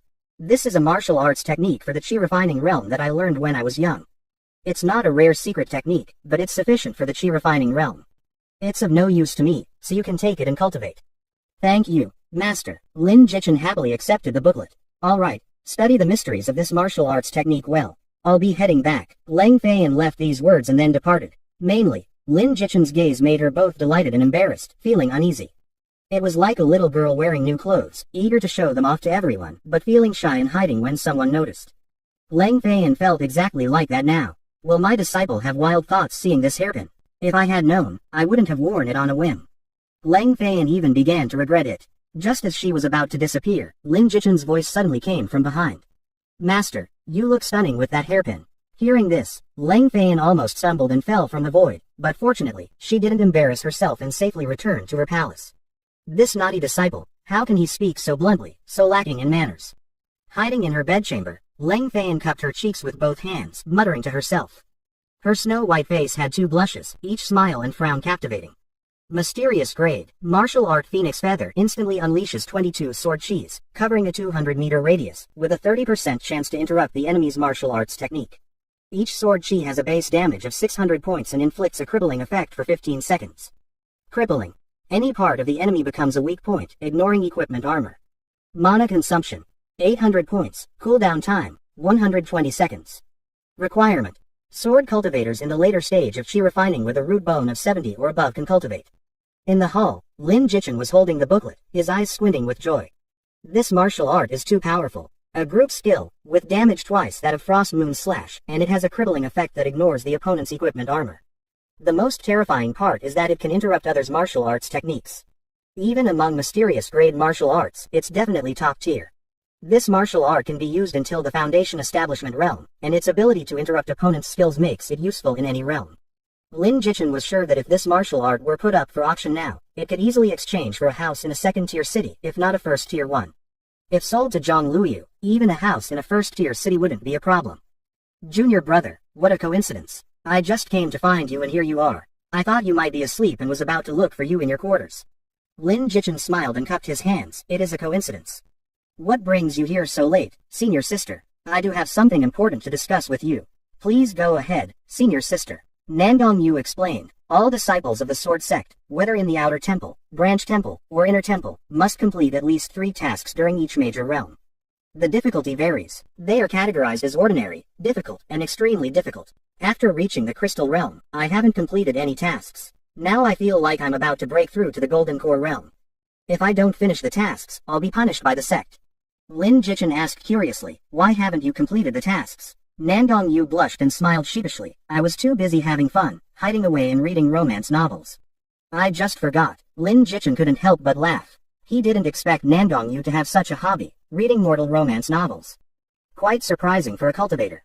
That's not important. What's important is that if I don't finish the tasks soon, my father will burn all my treasured romance novels when he returns. Nandong Yu's face was filled with despair as she seemed to imagine the horrifying scene. Alright, so how can I help you? Lin Jichin asked. Nandong Yu immediately replied, I've already rushed through the ordinary and difficult tasks for the crystal realm. Now, I just need to complete the extremely difficult one, which is a demon-slaying task. Used to being adored by everyone, Nandong Yu's mood plummeted, and she cried like a pear blossom in the rain, unable to speak. Lin Jichin couldn't help but feel a bit guilty, thinking about how well Nandong Yu had treated him. When they first met, she even gave him a spirit-grade jade pendant, and here he was, treating her like this. It really wasn't fair. Alright, I promise to help you. Is that okay? Are you serious? Nandong Yu's eyes reddened, and she sniffled, looking pitifully at him. Lin Jichin shook his head and laughed. If you keep crying, I might change my mind. Nandong Yu quickly wiped away her tears and finally broke into a smile. Junior brother, you're so good to me. Don't worry, I'll protect you. Whether it's doing tasks or facing senior brother, I won't let you get hurt. Ding. Nandong Yu's affection level towards you +10. Current affection level. 25 points riding together. Ding. Opportunity triggered. Help Nandong Yu complete her task. The two of them left the sword sect, heading swiftly towards the sunrise on the horizon. Lin Jichin didn't take advantage of the situation, keeping his hands properly on Nandong Yu's waist without any inappropriate behavior. Half a day passed. From morning to dusk, they flew over countless mountains and towns, resting a few times along the way, until they finally reached their destination, Forget Worry's village. Lin Jichin found the place familiar. Because in the future, this place would become a Crystal Realm's secret realm dungeon called the Blood Infant Secret Realm, which he had farmed many times. The two stopped at the village entrance. Although the sun was still setting, it couldn't penetrate the village. The entire village seemed abandoned by sunlight, cold and dark, with an occasional eerie breeze carrying a foul, bloody smell. Nandong Yu frowned. The sect's intelligence said this village was invaded by evil spirits, and all the villagers became their nourishment. It should be the work of demonic cultivators. The sect wants me to not only clear out all the evil spirits but also find out the truth and report it to the elders. Senior sister, I think there might be a lot of evil spirits inside. How about we rest for the night and go in tomorrow at noon when the sun is at its peak and their power is weakest? Lin Jichin suggested. Nandong Yu thought he was scared and smiled gently. Junior brother, don't be afraid. Senior sister will protect you. Before Nandong Yu could catch her breath, a massive swarm of blood-red light flew out of the ancient well, covering the sky. Upon closer inspection, it was hundreds of terrifying wraiths, with blue faces and fangs, looking hideous and emitting piercing, shrill cries. It was like the wailing of 100 ghosts, the sinister energy engulfing the entire village. One Chi-refining realm wraith was not frightening, but hundreds of them together were a different story. It was like the difference between the lethality of a single killer bee and a swarm of them. Nandong Yu hadn't expected so many wraiths to appear. It seems the entire village's inhabitants were turned into wraiths by the demonic cultivator inside the house, to aid his cultivation and serve his commands. Such a heinous act must be stopped. Today, I, Nandong Yu, will eradicate this evil. Nandong Yu took a deep breath, forming a sword seal with her hands. Her mana surged, and the green sword emitted a clear hum, its blade flickering with a radiant glow. Then, her sleeves billowed, and she raised her long sword. The sword followed her will, moving as swiftly as lightning. Moonlight heavenly slash, boom, a radiant beam, like a blazing sun, crashed into the swarm of wraiths like a primordial beast. In an instant, the sound of countless explosions echoed simultaneously, like cold water dropped into hot oil. Evil demon, you have harmed the innocent. Today, I will use your life to honor the memory of all the villagers who died tragically. Nandong Yu flew forward, charging into the wooden house where the demonic cultivator was hiding. The next second, she rapidly retreated, a pitch-black hand darting out from the house. Nandong Yu, caught off guard, had to use her sword to block. But the black hand's force pushed her back, leaving a black mark on her green sword. Nandong Yu's delicate brows furrowed, her eyes filled with vigilance as she looked towards the wooden house. In an instant, the wooden house exploded into dust, and a gaunt, sallow-faced man with sinister eyes walked out, his gaze filled with mocking amusement. I didn't expect that my cultivation here would attract disciples of the Tianyan sword sect. There's a road to heaven, but you refuse to take it. Don't blame me for sending you to hell. The gaunt man finished speaking, unleashing an astonishing aura. Nandong Yu and Lin Jichen's faces both tensed. Golden Core Realm. This man was a Golden Core stage cultivator. Did the sect's information have an error? Nandong Yu murmured. Lin Jichen shook his head, saying, judging by his aura, he must have just broken through. Haha, you have a keen eye for someone with such low cultivation. Yes, I just broke through to the Golden Core stage, and you two delivered yourselves right to my door. I'll turn you both into wraiths, and use your flesh and blood to sacrifice to my soul banner. My power will surely increase significantly. The man waved his sleeve, and a flag emitting dense black energy shot into the sky. From the soul banner, evil spirits roared, ghostly shadows swarmed, carrying a demonic aura that seemed to devour the heavens and earth. 100 ghosts devour the heart. Command. The gaunt man made a commanding gesture, and the soul banner suddenly attacked Nandong Yu. As it neared, hundreds of evil spirits crawled out of the banner, looking ferocious, as if they wanted to devour Nandong Yu completely. Junior brother, step back. Don't get caught in the crossfire. Nandong Yu only had time to leave these words before she charged forward with her sword. Though the opponent was at the initial stage of the Golden Core, Nandong Yu was an elite disciple of the Inner Temple, and her grandfather was one of the 12 Great Elders. Her cultivation and magic treasures were extraordinary. She didn't believe she couldn't defeat this Golden Core stage enemy.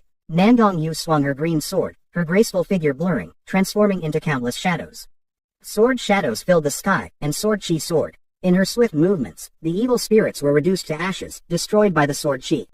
Seeing this, the gaunt man's eyes turned venomous. He snarled, "Dare to harm my ghost puppets? I'll make you replace them. Become my puppet." With that, the man poured his mana into the soul banner, which instantly expanded, seeming to cover the sky. The light cocoon that had illuminated the night lost its effect in an instant. Darkness enveloped the surroundings once more, with only Nandong Yu's sword light faintly illuminating the area. Facing the overwhelming demonic cultivator, Nandong Yu showed no fear. She lifted her sword and floated in the air, her delicate body suddenly emitting an astonishing sword intent. The sword intent soared, and her green sword in hand became a blade of justice, slashing towards the soul banner that covered the sky. Boom! A violent sonic boom echoed, and all the houses in the village collapsed like dry leaves, turning to dust. Lin Jichen was forced to retreat several steps to avoid getting injured by the aftermath. He was just a mid-stage chi refining cultivator. In a battle of this level, it was easy to get hurt, so it was best to stay out of the way. In the sky, the two continued their fierce battle. The gaunt man, growing impatient with his inability to defeat Nandong Yu, secretly threw out a blood gourd. The gourd flew out and landed on the ground, looking unremarkable. At this moment, the stopper of the gourd fell off automatically, and a mass of crimson blood mist surged out. The stench was 100 times stronger than the smell from the ancient well earlier. The nearby vegetation withered rapidly upon contact with this aura. KKK. From within the blood mist, an eerie and sinister laugh suddenly echoed, crisp like a child's but more chilling than a ghost's wail. The blood mist began to solidify, and as it gathered in one place, a baby appeared, sitting on the ground. The baby's skin was pallid, its eyes bulging, and its head was disproportionately large compared to its body, resembling a monstrous giant-headed infant. Its face was smeared with blood-red grease, making it even more terrifying. The baby looked up and saw Nandong Yu, its smile growing even more sinister and cold. Suddenly, the baby's mouth opened, and a black tongue shot out, extending like a long serpent for several meters. Nandong Yu was fully focused on dealing with the emaciated man, unable to divert her attention, and was about to be attacked. At this moment, Lin Jichen, who had been watching from the side, sprang into action. His figure moved like lightning, whistling through the air. Just as the baby was about to succeed in its sneak attack, a crimson sword sliced through the darkness, cutting the baby's tongue at its root. Slash. A critical hit. -610. A blood-red number floated out, leaving a deep wound on the baby's black tongue. The baby let out a pained wail. Nandong Yu, realizing that Lin Jichen had come to her aid, breathed a sigh of relief. Junior brother, hold off this demon baby for me. Once I finish off this demonic cultivator, I'll come to help you. The emaciated man, who had thought his plan was foolproof, was infuriated that Lin Jichen had disrupted it. You brat, ruining my plans. Once I deal with her, I'll grind your bones to dust. I'll flay you and extract your soul to feed my soul banner. Lin Jichen couldn't be bothered with him. He knew that with his current cultivation, he couldn't possibly be a match for the emaciated man. But he could still help alleviate some of Nandong Yu's pressure. His target was the blood baby. However, after engaging it, he realized the blood baby was no easy opponent. Evil spirit. Ghost mother blood baby. Level. Elite. Strength. Mid-foundation establishment. Health. 6,297 thousandths. Attack. 88. Defense. 60. Speed. 70. Skills. Night owl long tongue, monstrous blood mouth, flying blood bats. The previously soft tongue, upon nearing, suddenly transformed into a sharp sword, aiming straight for Lin Jichen's heart. KK, I want to eat your heart, eat your liver, eat you.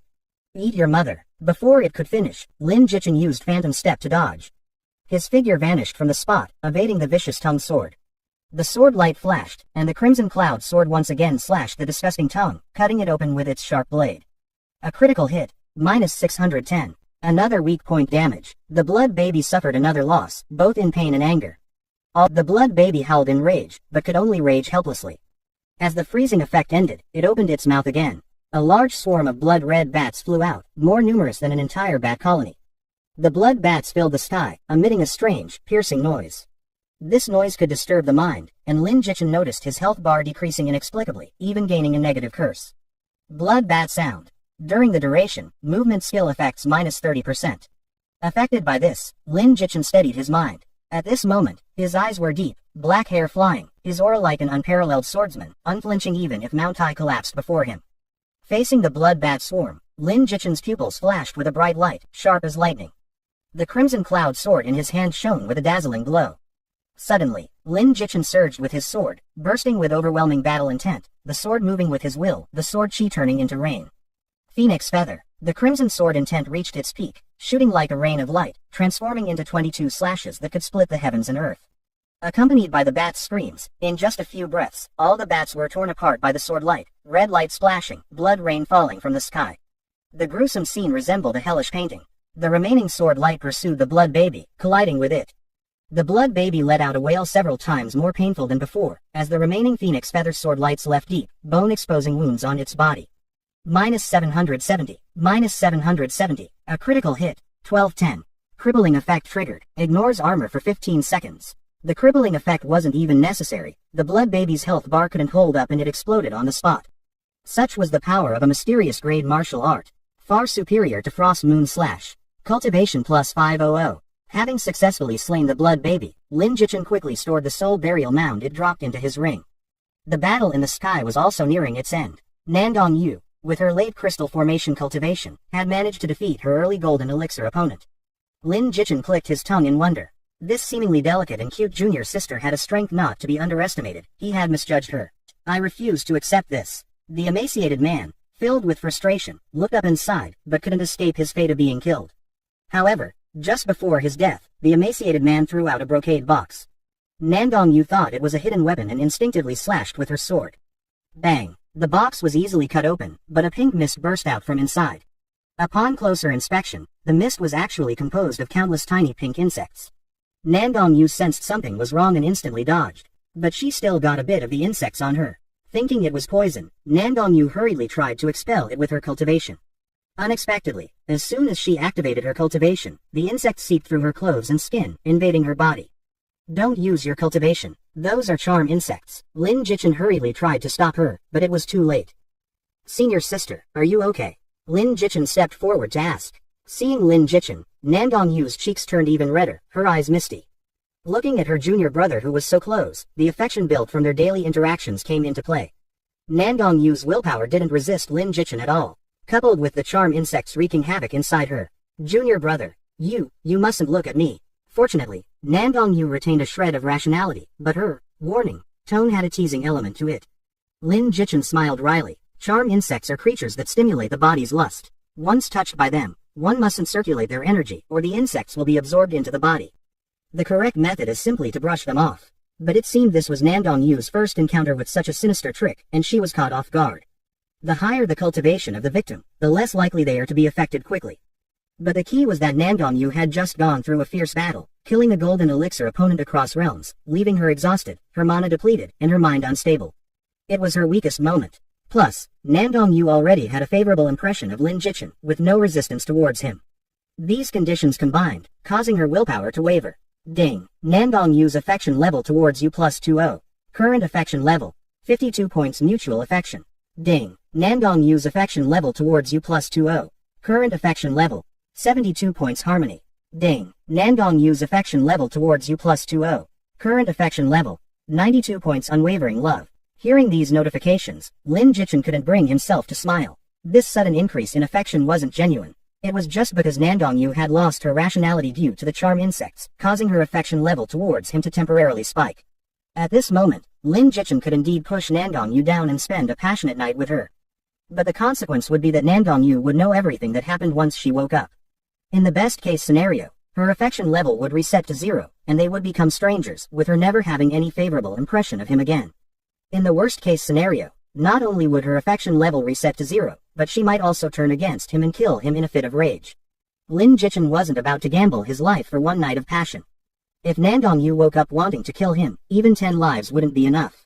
Even if he had the soul talisman given by the sect master, Lang Feiyan would likely expel him from the sect upon learning of his actions. Having finally secured a great start and a powerful backer, Lin Jichen wasn't foolish enough to ruin his future. Thud. Nandong Yu had already fallen into Lin Jichen's arms, her eyes filled with allure, her breath fragrant. Her cheeks were rosy, more vibrant than flowers, her gaze hazy, wandering over Lin Jichen's body. Junior brother, I feel so uncomfortable, help me. Nandong Yu's red lips parted slightly, her eyes seductive, looking incredibly alluring. The ancient well nearby caught his attention. Seeing the well, Lin Jichen suddenly remembered that special elixirs often refreshed at the bottom of the ancient well in this secret realm. However, the well was protected by formations. While crystal realm cultivators could handle it, Lin Jichen, being only in the chi refining realm, would have a hard time getting through. After a moment of hesitation, Lin Jichen put the soul talisman back. Senior sister, hold on, I'll find an antidote for you. Suppressing his reluctance, Lin Jichen pushed the lovely woman in his arms away and immediately got up, heading to the well. After a brief hesitation, he jumped in. It was a dry well, dark and damp, with no light. Lin Jichen took out a torch, illuminating the scene inside. The bottom of the well was filled with numerous skeletons, likely the remains of the villagers. The surrounding area was thick with yin energy, which began to press in on Lin Jichen, trying to devour his vitality. -100, -100, -100. A series of damage numbers appeared above Lin Jichen's head, his health bar depleting rapidly. Ignoring the encroaching yin energy, Lin Jichen searched for the elixirs with his torch. Finally, he saw a wooden box under a skeleton. Using mist-piercing charge, he quickly approached. At this moment, the formation in the well activated, and a yin lightning bolt formed. Crackle. The yin lightning was deadly. Seeing it about to strike, Lin Jichen activated the spirit shield, enveloping himself in the gathering spirit jade pendant's energy. He successfully deflected the yin lightning. But before he could catch his breath, the formation began crackling again, forming another yin lightning bolt. And it wasn't just one. Lin Jichen's scalp tingled, wishing he had wings on his feet. He rushed to the skeleton, dug out the box, and leapt towards the well's opening. But the well was several meters high, and he was still short of the top. The yin lightning behind him was closing in. Phantom step. Lin Jichen used his second movement technique, propelling himself several meters forward, successfully escaping the well. Just as he thought he had narrowly escaped, a yin lightning bolt shot out from the well, chasing after him. It's over. He had no way to dodge the yin lightning. Lin Jichen felt despair. If he died here, not only would he fail to save Nandong Yu, but his innate attributes would also decrease by 10%. Lin Jichen even regretted not using the soul talisman. He had overestimated himself, but even if he died, Lin Jichen wanted to save Nandong Yu first. He lunged forward, landing heavily on Nandong Yu's soft body. Unfortunately, Lin Jichen had no time to admire her. He took out all the elixirs from the box and stuffed them into her mouth. He didn't have time to check what the elixirs were, only hoping one of them could cure the charm insects. Just as he finished feeding her the elixirs, the yin lightning struck his back. Hit by yin lightning, -3000. Yin energy invading, vitality critical, triggering unconscious state. Seeing that he wasn't dead, Lin Jichen remembered that his health wasn't as low as an ordinary chi refining realm cultivator. With the vitality sprout talent, he had 4080 points of vitality. A small tank. After losing 1000 points of vitality earlier, he still had some left. Surviving was good enough, but there was no time to celebrate. The next second, Lin Jichen's vision went black, and he collapsed onto Nandong Yu's soft body, unconscious. Coincidentally, his head landed right on her ample chest, making for a rather comfortable sleep. Not long after, Nandong Yu gradually woke up. As she opened her eyes, she felt a heavy weight on her body. Looking down, she saw Lin Jichen lying on top of her. Ah! Nandong Yu screamed and pushed Lin Jichen far away. Lin Jichen flew out and landed face first on the ground in a rather embarrassing position. -75. A small damage number floated up. If Lin Jichen were awake, he would probably be scared out of his wits. He only had 5 points of vitality left. The last time he was in such a dire situation was when he accidentally entered Leng Fei's bedchamber. Now, even a twisted ankle could send Lin Jichin to his grave. After pushing Lin Jichin away, Nandong-yu hurriedly tried to fix her clothes, but she found that they were all torn. She thought she had lost her chastity and was heartbroken, squatting on the ground and crying her eyes out. Beast. Lin Jichin, I hate you. Wah! Nandong-yu cried and cursed, unable to believe that the junior brother she liked would take advantage of her in such a despicable way. Thinking of this, she cried even harder. Ding! Nandong-yu's affection level for you has dropped to 0. Nandong-yu carefully recalled everything that happened before she lost consciousness. She remembered what Lin Jichin had said to her. Senior sister, hold on, I'll find an antidote for you. Nandong-yu's expression changed as she looked towards the well and the ground beside her, both showing signs of a yin thunder explosion. She seemed to understand something and quickly ran to the well, looking down. As someone in the crystal realm, she could naturally sense the presence of a formation inside. Nandong-yu finally realized the truth and hurried to Lin Jichin's side. She found that he was barely breathing, with a large, conspicuous hole in his back, showing signs of yin energy burns. The truth was revealed. Tears welled up in Nandong-yu's eyes again. Junior brother, I wronged you. Her face was full of guilt. She had thought Lin Jichin took advantage of her, ruining her purity. The truth was that Lin Jichin had risked his life to save her, entering the yin formation to find an antidote and getting severely injured in the process, with yin energy invading his body. Feeling deeply remorseful, Nandong-yu quickly helped Lin Jichin up, took out an elixir from her storage ring, and fed it to him. His vitality was restored, but Lin Jichin still didn't wake up. Nandong-yu checked and found that the yin energy in his body was too overwhelming for the elixir to wake him up. Having no other options, the anxious Nandong-yu decided to return to the sect to seek the sect master's help. Before that, she took out a new set of clothes from her ring and changed right next to Lin Jichin, too anxious to feel embarrassed. Unfortunately, Lin Jichin missed the sight, seeing nothing. After changing, Nandong-yu carried Lin Jichin on her back, mounted her sword, and flew swiftly towards the sect. Many players saw her. Isn't that the fairy NPC from yesterday? Lin Jichin is with her. He's being carried by my goddess. Not carried, she's got him on her back. What happened? Lin the Great seems to have passed out. How come he gets to be so close to the NPC? I want that treatment too. Not only the players but also other NPC disciples in the sect were whispering among themselves. Nandong-yu had no time to care about the rumors below, flying past the outer temple and heading straight for the inner temple. In the inner temple plaza, all the inner temple disciples were still attending their usual classes. Suddenly, a streak of light flew past. The disciples all looked up, stunned. Even senior brother Chu Tianan, sitting at the front, seemed dumbfounded, staring blankly at the streak of light in the sky. Am I seeing things? Why is junior sister Nandong carrying a man? That guy looks familiar. Isn't he the sect master's disciple, Lin Jichin? How can junior sister be so close to him? This is outrageous, senior brother. Chu Tianan's face turned as dark as water, his fists clenched tightly in his sleeves, veins bulging on his neck. Especially the jealousy in his eyes, burning like a fiery mountain. I'm going to find my grandfather, Nandong-yu said, summoning her flying sword again and heading towards another immortal mountain. Lin Jichin didn't know how long he had been unconscious. When he woke up, he found himself lying on a simple bed in a clean room. The first thing he did after waking up was check his status. His innate attributes hadn't dropped, indicating he wasn't dead. His vitality was also full. Phew, as long as he wasn't dead. Lin Jichin finally felt relieved. During his unconsciousness, he was most afraid of getting hurt and dying. Now it seemed that he hadn't taken any damage after passing out. Nandong-yu had protected him well. Awake, a gruff voice suddenly broke the silence. Lin Jichin turned his head to see an elderly man with white hair but no beard. Though the old man was advanced in years, his spirit was vigorous as he sat in a chair, quietly observing him.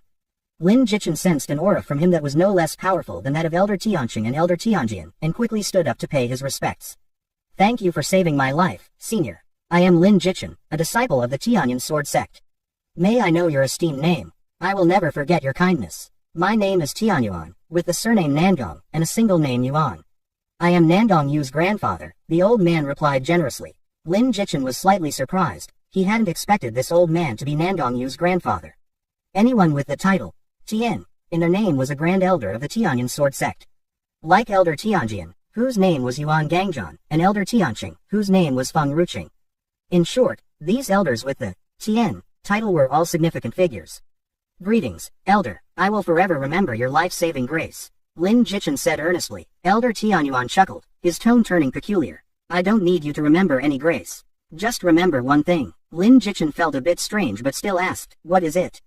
Stay away from my granddaughter. Lin Jichin, I'm warning you, if you dare to have any designs on my granddaughter, I won't let you off, even if you are the sect master's disciple. Lin Jichin smiled wryly. No wonder this old man was so hostile. Facing the grand elder's threat, Lin Jichin could only obediently agree for now. Disciple, grandfather, you promised Yuea you wouldn't say anything, how can you not keep your word? A familiar figure rushed into the room, scolding and complaining to Elder Tianyuan who was sitting on the chair. The dignified grand elder of the sword sect didn't dare to lose his temper, instead, he smiled awkwardly to appease her. Grandfather was just joking with him. This young man is quite good, and he saved you. How could grandfather not understand proper manners? Only then did Nandong-yu seem satisfied, and she bounced over to Lin Jichin. Junior brother, how are your injuries? Lin Jichin was about to say something a bit mushy, but a glance at Elder Tianyuan's piercing gaze made him quickly abandon the idea. Thanks to senior sister's concern, I am fine now. That's good. You were unconscious from the yin sha entering your body, so I carried you back and asked grandfather to heal you. If we had been a bit later, the yin sha would have invaded your organs and dantian, and it would have been troublesome. Nandong-yu said proudly, her beautiful eyes fixed on Lin Jichin with deep affection. Thank you, senior sister. I am deeply grateful for saving my life, Lin Jichin said.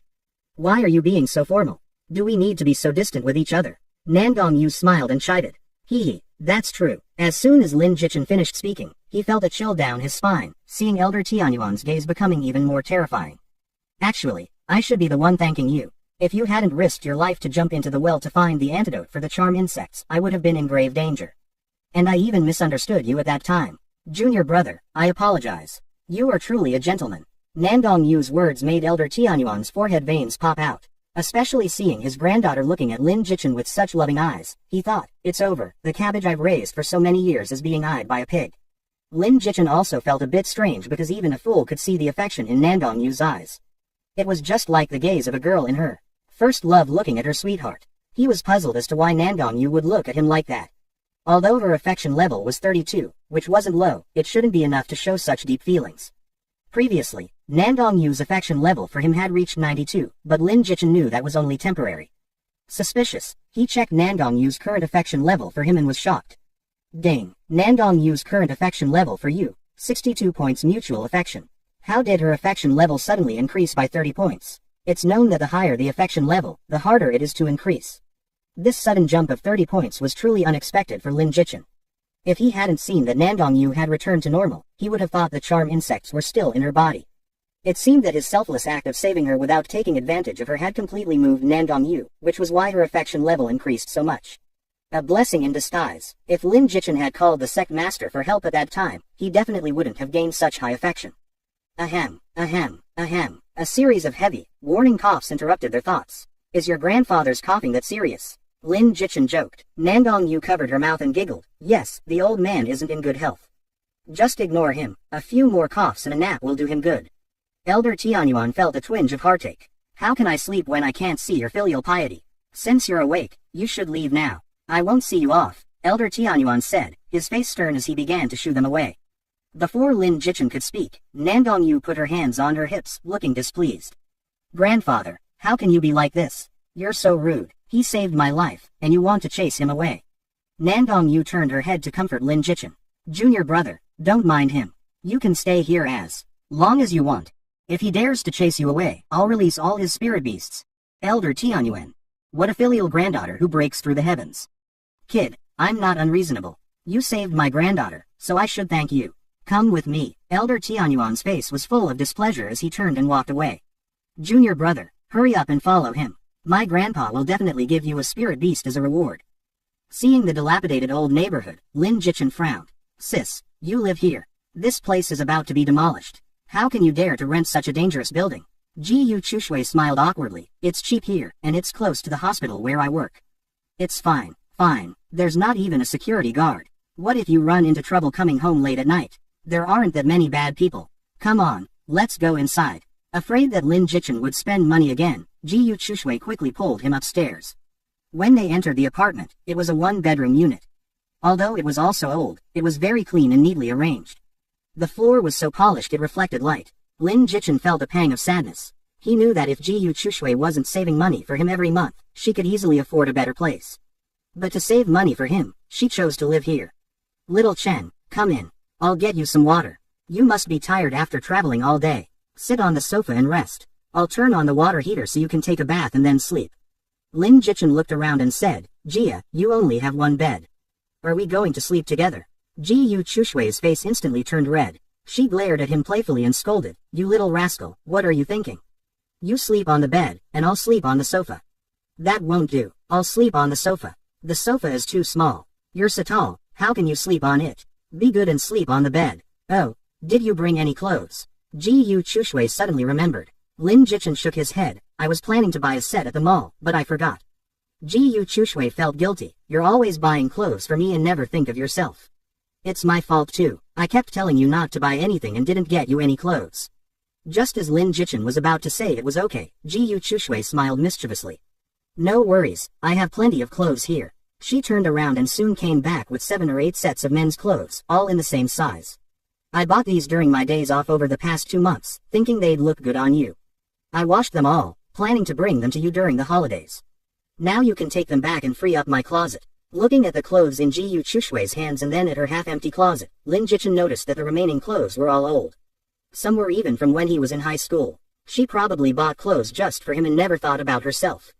Lin Jichin was speechless. With such a sister, what more could a brother ask for? Many people's older sisters might not be so good to their younger brothers. Don't just stand there. I know what you're thinking. Didn't you buy me a lot of clothes today too? Silly boy, go take a bath. I'll get you a towel. As night fell, after both had bathed, Lin Jichin lay on Ji Yu Chushui's small bed, which was filled with a faint fragrance from the bedding and pillows. Ji Yu Chushui lay on the sofa. The siblings seemed unable to sleep. Sis, Lin Jichin suddenly spoke. What's wrong, little Chen? Can't sleep on the soft bed? Ji Yu Chushui asked. No, I just wanted to tell you something. What is it? Lin Jichin didn't beat around the bush. Sis, why don't you quit your job? Why do you suddenly want me to quit? Don't tell me you want to support me. I don't need you to support me, silly brother. Ji Yu Chushui smiled gently. Lin Jichin explained. I mean, why don't you change jobs? Change jobs? What job? I studied medical care in college. I don't know anything else. Ji Yu Chushui thought Lin Jichin was worried about her being too tired and smiled gratefully.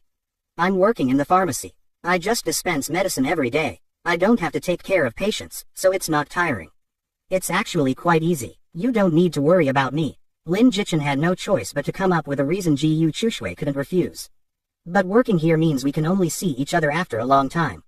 When I miss you, you're not around. If you run into any trouble and need me, I can't get to you right away.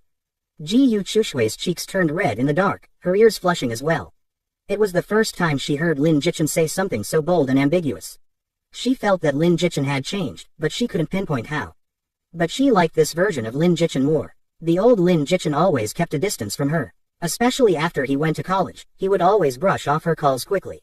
It seemed like he was deliberately avoiding her, trying to weaken their bond. Even when she sent him a message for her birthday this time, she waited for days without a reply. Ji Yu Chushui thought he wouldn't come, and she was very disappointed. But unexpectedly, Lin Jichin replied and even came to the hospital to see her. His behavior seemed much more mature. She could feel that her brother had undergone a tremendous change, but he was still Lin Jichin, not someone else. She could sense that. Little Chen, do you mean you want me to work at a hospital in your city? But other hospitals might not hire me. Ji Yu Chushui said nervously. Yes, she was tempted. If she could work in the city where Lin Jichin lived, she could visit him anytime during her days off. She could cook for him, do his laundry, and they could go out to eat and shop together like today. Just thinking about it made her want to agree. No, I mean, why don't you change careers and join me as a professional player in Tale of a Mortal? Lin Jichin revealed his idea. He wanted Ji Yu Chushui to get into Tale of a Mortal early, to improve her cultivation as soon as possible, so she could better survive in the merged world in the future. Another reason was that Lin Jichin feared Ji Yu Chushui might repeat the mistakes of his past life, suddenly getting married and then falling into depression. Even though Ji Yu Chushui was fine now, and even after this birthday, she was safe, Lin Jichin was still worried.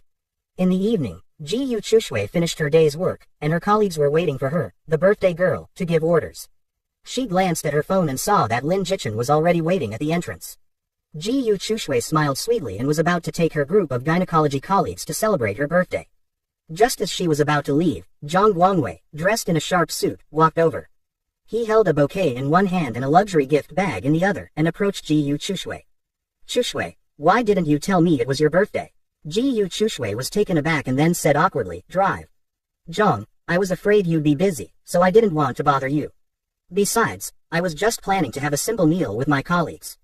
Zhang Guangwei said, reproachfully. How could that be a bother? Your birthday is a big deal. I'd drop anything for it. And how can you just have a simple meal for your birthday? I've already booked a private room at the most luxurious fooding restaurant in the capital city, and I'll cover all the expenses. Wow, everyone exclaimed in surprise, clapping their hands in approval. Only Ji Yu Chushui looked troubled and quickly waved her hand, saying, drive. Zhang, you don't need to spend so much. It's my birthday. I can't let you pay. Besides, I didn't plan to go to a fancy restaurant. It's no trouble at all. We're colleagues. No need to be so formal. Let's go with my plan. Also, these flowers and the gift are for you, as a birthday present. Zhang Guangwei handed over the roses in the luxury gift bag. Even a fool could see his intentions now. But Ji Yu Chushui firmly refused to reach out, her tone a bit stiff. Dr. Zhang, these gifts are too expensive. I can't accept them. Please give them to someone else. I have someone I like, so please understand. Zhang Guangwei hadn't expected Ji Yu Chushui to reject his pursuit so directly. His face turned a bit green, feeling humiliated. But to maintain his image, he forced a graceful smile. Oh, I see. The falling flower has feelings, but the flowing water is heartless. I understand. I'm not someone who can't let go. I'll take back what I said. We're still colleagues and friends. Ji Yu Chushui breathed a sigh of relief and said gratefully, thank you for understanding, drive. Zhang. But Zhang Guangwei changed his tone, saying, even though we can only be friends, I understand if you don't want the gift. But I've already booked the restaurant and paid the deposit, which is non-refundable. So, let's make an exception and go to the place I booked. We can have a lively birthday celebration for you. Is that okay? Zhang Guangwei's words were flawless, leaving Ji Yu Chushui with no reason to refuse. Even her colleagues felt sorry for Zhang Guangwei and persuaded Ji Yu Chushui to agree. After much hesitation, Ji Yu Chushui nodded. All right, let's go, but I'll cover all the expenses, including the deposit for the private room. If you agree, we'll go. Sure, no problem. Zhang Guangwei agreed readily, but inside, he was already sneering, thinking the fish had taken the bait. Ji Yu Chushui didn't say anything more, feeling a bit depressed as she walked out. She was also calculating in her mind that today would cost a lot. Her salary definitely wouldn't be enough, so she'd probably have to use the money Little Chen had given her. She'd have to explain it to him. Luckily, Little Chen had made some money, otherwise, she wouldn't be able to afford today's meal. The others didn't notice Ji Yu Chushui's expression and followed her, eager to dine at the most luxurious restaurant. They all walked out of the hospital. Ji Yu Chushui looked around but didn't see Lin Jichen. Puzzled, she took out her phone, about to make a call. Sis.